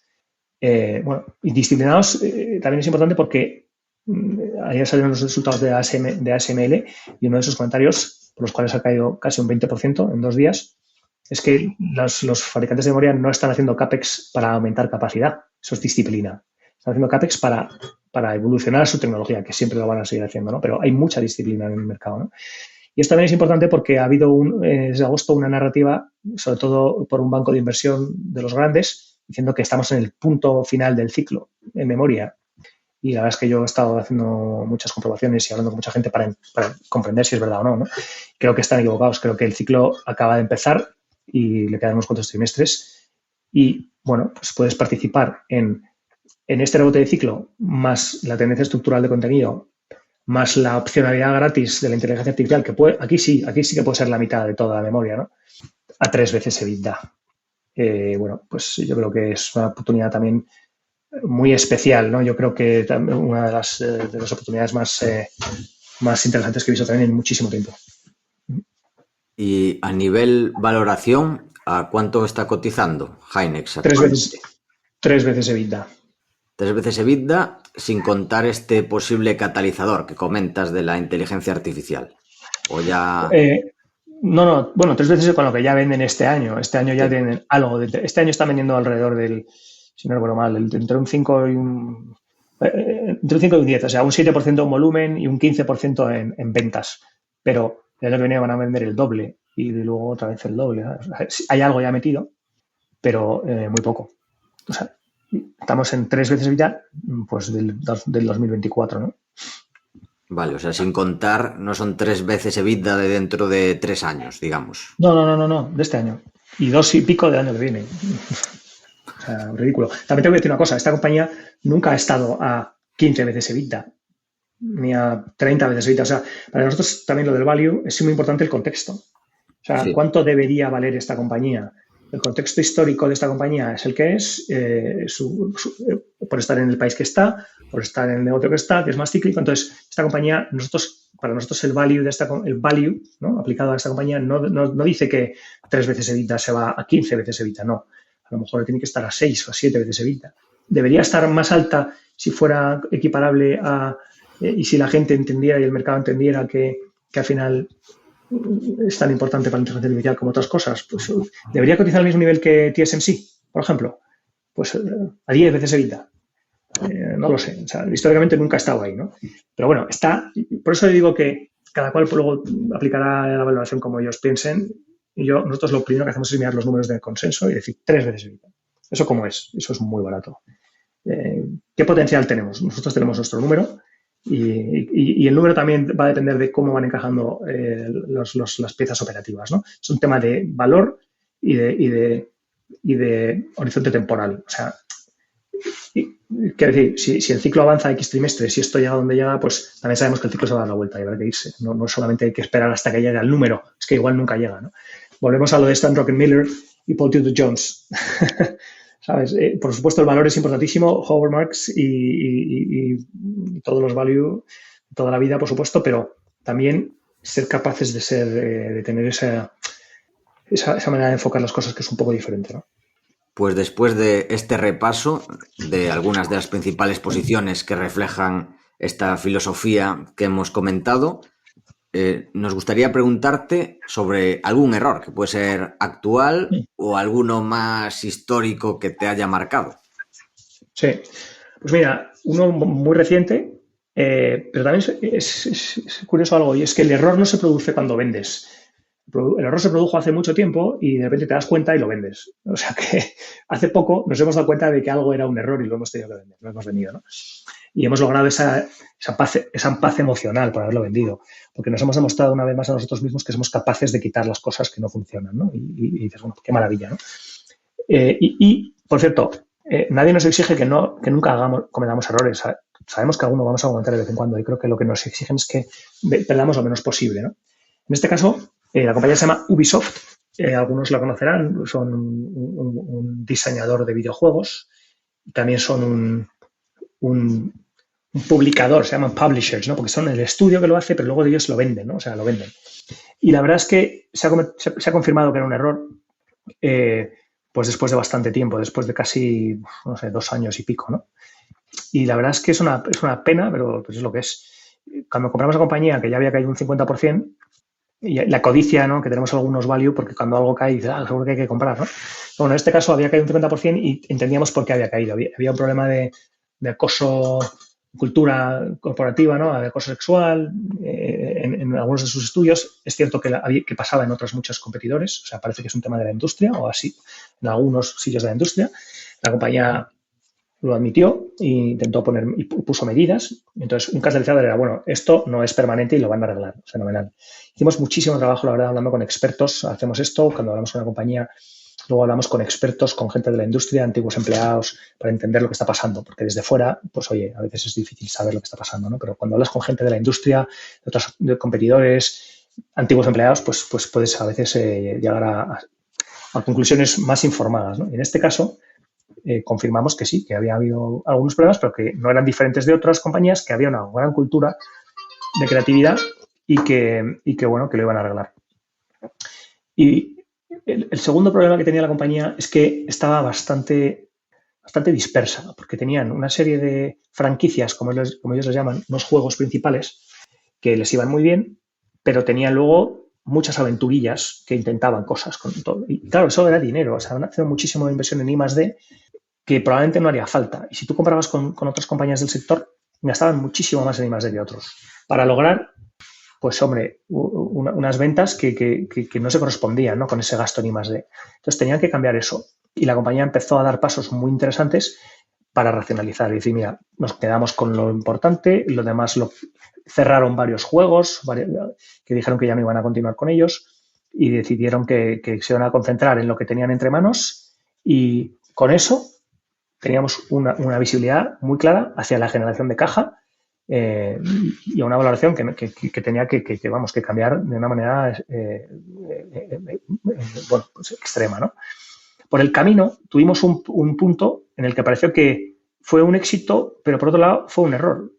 En su momento le llamamos un medio error, porque Tencent, que ya tenía un 5% de la compañía, como ves, se conectan las piezas, ¿no?, de nuestra cartera. A veces sabes cosas gracias a uno, gracias al otro. Y Tencent tenía un 5% de esta compañía y decidió comprar otro 5% más. Y pagó un precio equivalente a 80 euros por acción. En ese momento estaba a 40. Y nuestra valoración estaba por ahí, a 80. Podría estar a 80, incluso más. Y bueno, pues eso era un espaldarazo, ¿no?, a esa valoración de esta compañía. Sin embargo, el problema es que lo que hicieron fue comprar un porcentaje de la compañía familiar de los fundadores, que a su vez era dueña de un trozo de la compañía.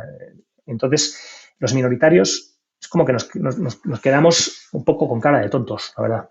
Nos estamos beneficiando de manera directa, ¿no? Y entonces el mercado, la verdad es que se lo tomó mal. Y en ese momento cayó. Y en ese momento pensamos que era un medio error. Pero también pensamos que era un medio acierto, porque, joder, se han pagado 80. Entonces no vendimos. La verdad es que no vendimos, pero tampoco compramos más. Porque teníamos que ver qué pasa. Termina de ejecutar esos catalizadores, esos planes de cambiar el foco, generar caja, a ver cómo encaja todo esto. En parte de ese plan era los juegos que no habían cortado, tenían 5 juegos en marcha muy buenos, muy importantes. Vamos a ver cómo van esos juegos y si esos juegos llegan al mercado y generan caja y tú no te la gastas, entonces esa valoración se va a ver reflejada. Entonces podremos considerar que esto puede ser un éxito y si nos da tiempo, pues podemos invertir más, ¿no? Pero había que ver todavía una serie de piezas que tenían que encajar. Y el problema ha sido que han ido entregando esos juegos y a pesar de que algunos tenían unos números muy buenos de jugadores, los máximos de su historia, sobre todo uno que tenía que confirmar que son capaces de jugar en el terreno de free to play, o sea, no vendo el juego, ya lo monetizaré cuando la gente juegue, ¿no? Uno que se llamaba X-Defiant, ¿no? Pues eso tenía unos números impresionantes en el momento de salida, pero se ha desinflado. Entonces, se ha convertido en una interrogación. ¿Van a poder ganar dinero con este juego que se ha desinflado, ¿no? Y luego tuvieron otro juego que salió, que era muy bonito, unos gráficos espectaculares. Ubisoft tiene una gran calidad creativa. El juego de Avatar, la película, que es una franquicia que podría haber funcionado porque digamos que tienes una manera más fácil de vender, conocimiento de marca, con lo cual podría haber sido un nuevo canal de beneficios, ¿no? Pues no ha enganchado, se quedó en un juego aburrido. Y por último, sacaron este verano el juego de Star Wars, que tenía unas críticas espectaculares a nivel de expertos en el mercado, pero que pues tampoco ha conseguido enganchar al público. Entonces, pues al final, si arreglas lo del acoso y la cultura de la compañía, fenomenal. Si cortas y dejas de pasar de invertir en exceso, fenomenal. Pero si tus juegos no consigues que tengan ese éxito, pues te has quedado un poco en tierra de nadie. Y la verdad es que queda un juego muy bueno que tienen que sacar, que se basa en su franquicia principal, que es Assassin's Creed, pero nos pareció que era demasiado apostar solamente a una última carta, ¿no? Y nos fuimos de la compañía. Lo vendimos porque no se ha acabado de cumplir. No han sido capaces de cumplir ese éxito en la creación de nuevos juegos y en darle la vuelta a la generación de caja de la compañía todavía. ¿Pueden hacer cosas por el camino? Sí, pueden hacer cosas. Pueden reducir todavía más, pueden ser capaces de darle la vuelta a alguno de estos juegos. Ya lo han hecho en el pasado. Algunos de esos juegos que sacaron, que hoy son de los buenos y de sus más exitosos en su momento, eran flojos y le dieron la vuelta. Pero para nosotros hemos perdido visibilidad y nos hemos quedado casi sin palancas, y yo creo que quedarse aquí ya es un poco a cara y cruz. Tan a cara y cruz es que en los pocos días, bueno, la compañía salió y hizo un profit warning, cayó un 30-40%, pero luego salió en la familia, o salió el rumor de que la familia, junto con Tencent, es posible que intenten privatizar la compañía y sacarla de bolsa, ¿no? O sea, la compañía vale dinero, lo vale, y la compañía la quiere, y Tencent probablemente la quiera, pero nosotros no estamos en el mercado para jugar a ese tipo de juegos, ¿no? Es casi más sano reconocer el error, que no se han cumplido los juegos nuevos, que no han sido capaces de pasar de invertir a generar caja. Ese catalizador no se ha cumplido, y bueno, pues no, movernos y que nos cuesten poco estos errores, ¿no? Era un peso bastante comedido, no invertimos más y bueno, pues hemos cumplido nuestras reglas del juego, que es lo importante para nosotros, ¿no? Pues después de este repaso, tanto a las tesis como a este error de inversión, vamos a la parte más difícil de la entrevista, que son las preguntas cortas.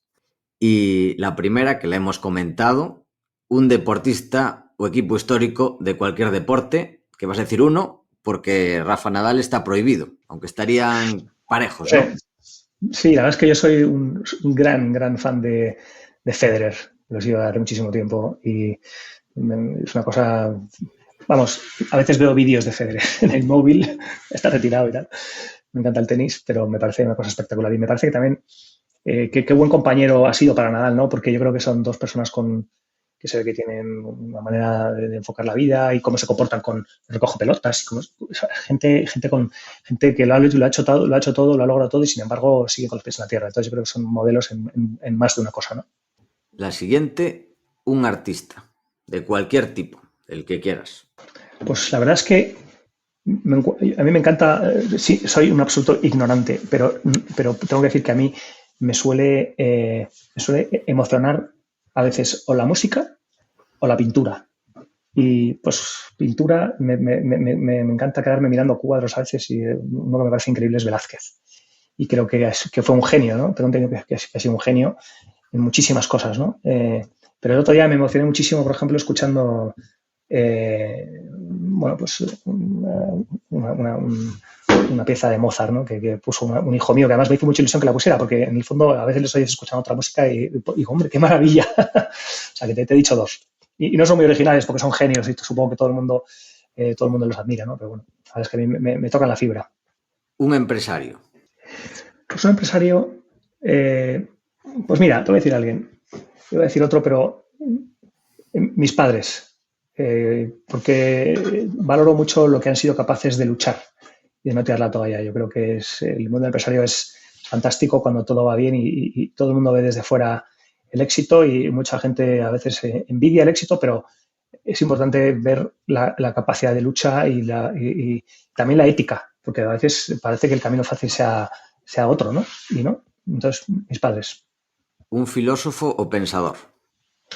Pues Daniel Kahneman, que no sé si es un filósofo o qué es, pero me parece que es bastante...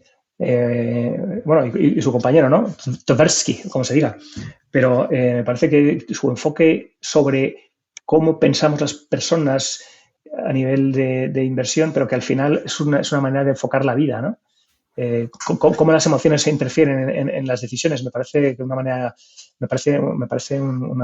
increíble de abrir los ojos, ¿no? Por lo menos a mí me los abrieron.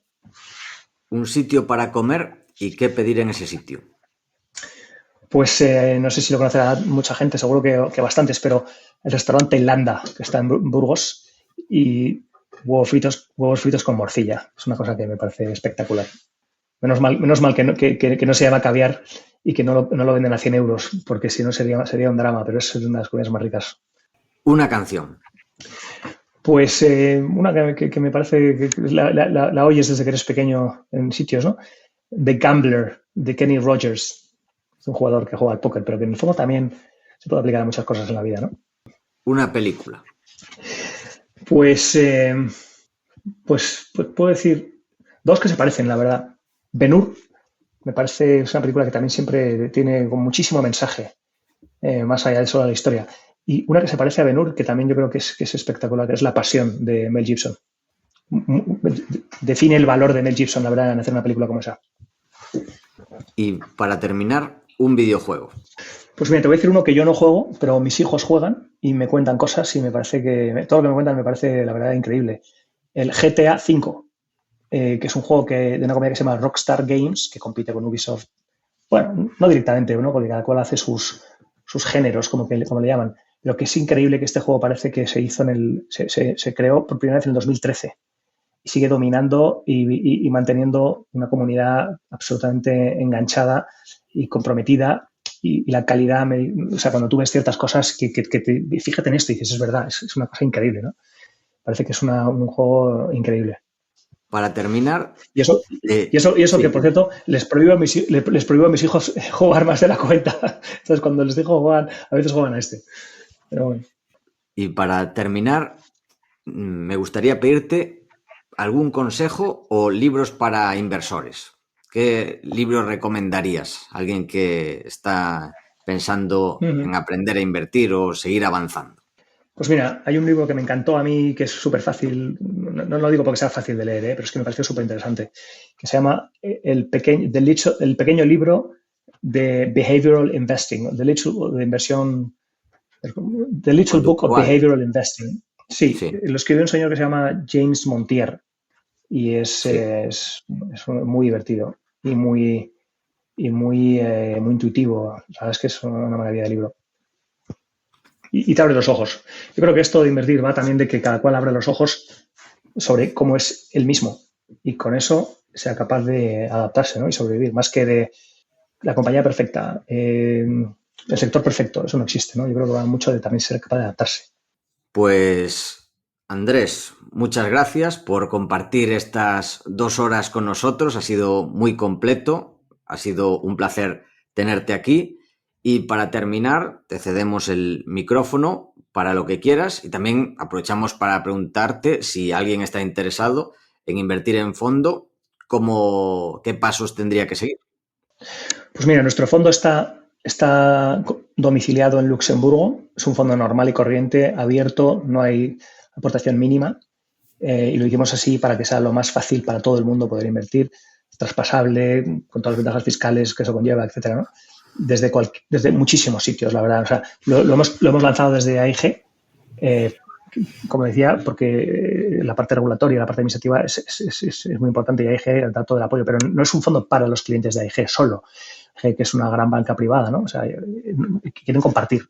Entonces, esto es para cualquiera, que si es una herramienta válida para otros, que sepan que ahí está. Se puede comprar para todas las plataformas que estén conectadas con Allfunds y con Inversis. Entonces, por ejemplo, está abierto en muchas instituciones, pues desde Openbank, y digo Openbank porque sé que, por ejemplo, un hermano mío hace poco ha abierto una cuenta ahí para comprar este fondo, pero también está en Renta 4, en EBN, en Bank Inter, en Santander Banca Privada, bueno, no sé, muchísimos. Seguro que me dejo alguno en Ambank, me dejaré alguno y es porque no estoy, la verdad, en el día a día de esas cosas. Queremos que estén todos. En algunos sitios no se abre, pues porque, y tampoco quiero decir nombres, pues porque a veces favorecen sus propios productos de la casa o porque quieren que sean fondos de 5.000 millones de euros, que yo creo que nosotros no vamos a ser nunca de ese tamaño. Yo creo que igual perjudica la gestión, ¿no? Pero bueno, es un fondo que está disponible para comprarlo desde casi cualquier sitio, ¿no? Y de cualquier tamaño, o sea, no hace falta nada especial. Y nada, pues Paradigma Value Catalyst, ese es el nombre. Tenemos página web que es AIG, con Y, AIG Global Investors. AIG, desde ahí, pues tenemos este fondo y hay otros 3. AIG, la verdad es que creo que tenemos un proyecto muy bueno que es probablemente lograr ser una de las mejores gestoras independientes en España, con lo cual estamos empujando fuerte con eso. Yo estoy en mi fondo, pero luego, digamos, la comunicación entre los equipos pues es súper enriquecedora, ¿no? Y nada más. Pues, mil gracias a vosotros por darme la oportunidad de contaros un poco lo que hacemos y espero que sea útil, ¿no? Y que haya sido entretenido para todos. Perfecto, Andrés. Muchas gracias de nuevo y por nuestra parte, nada más. Esto ha sido todo hasta la semana que viene. Esperamos que te haya gustado el programa y queremos darte las gracias por estar ahí y también te agradeceríamos mucho lo de siempre, que nos des tus 5 estrellas en Apple Podcast, tu me gusta en iVoox, tu like en YouTube, tus 5 estrellas en Spotify, ya que ayudarás a que este podcast siga existiendo y siga creciendo. Muchísimas gracias, Paco.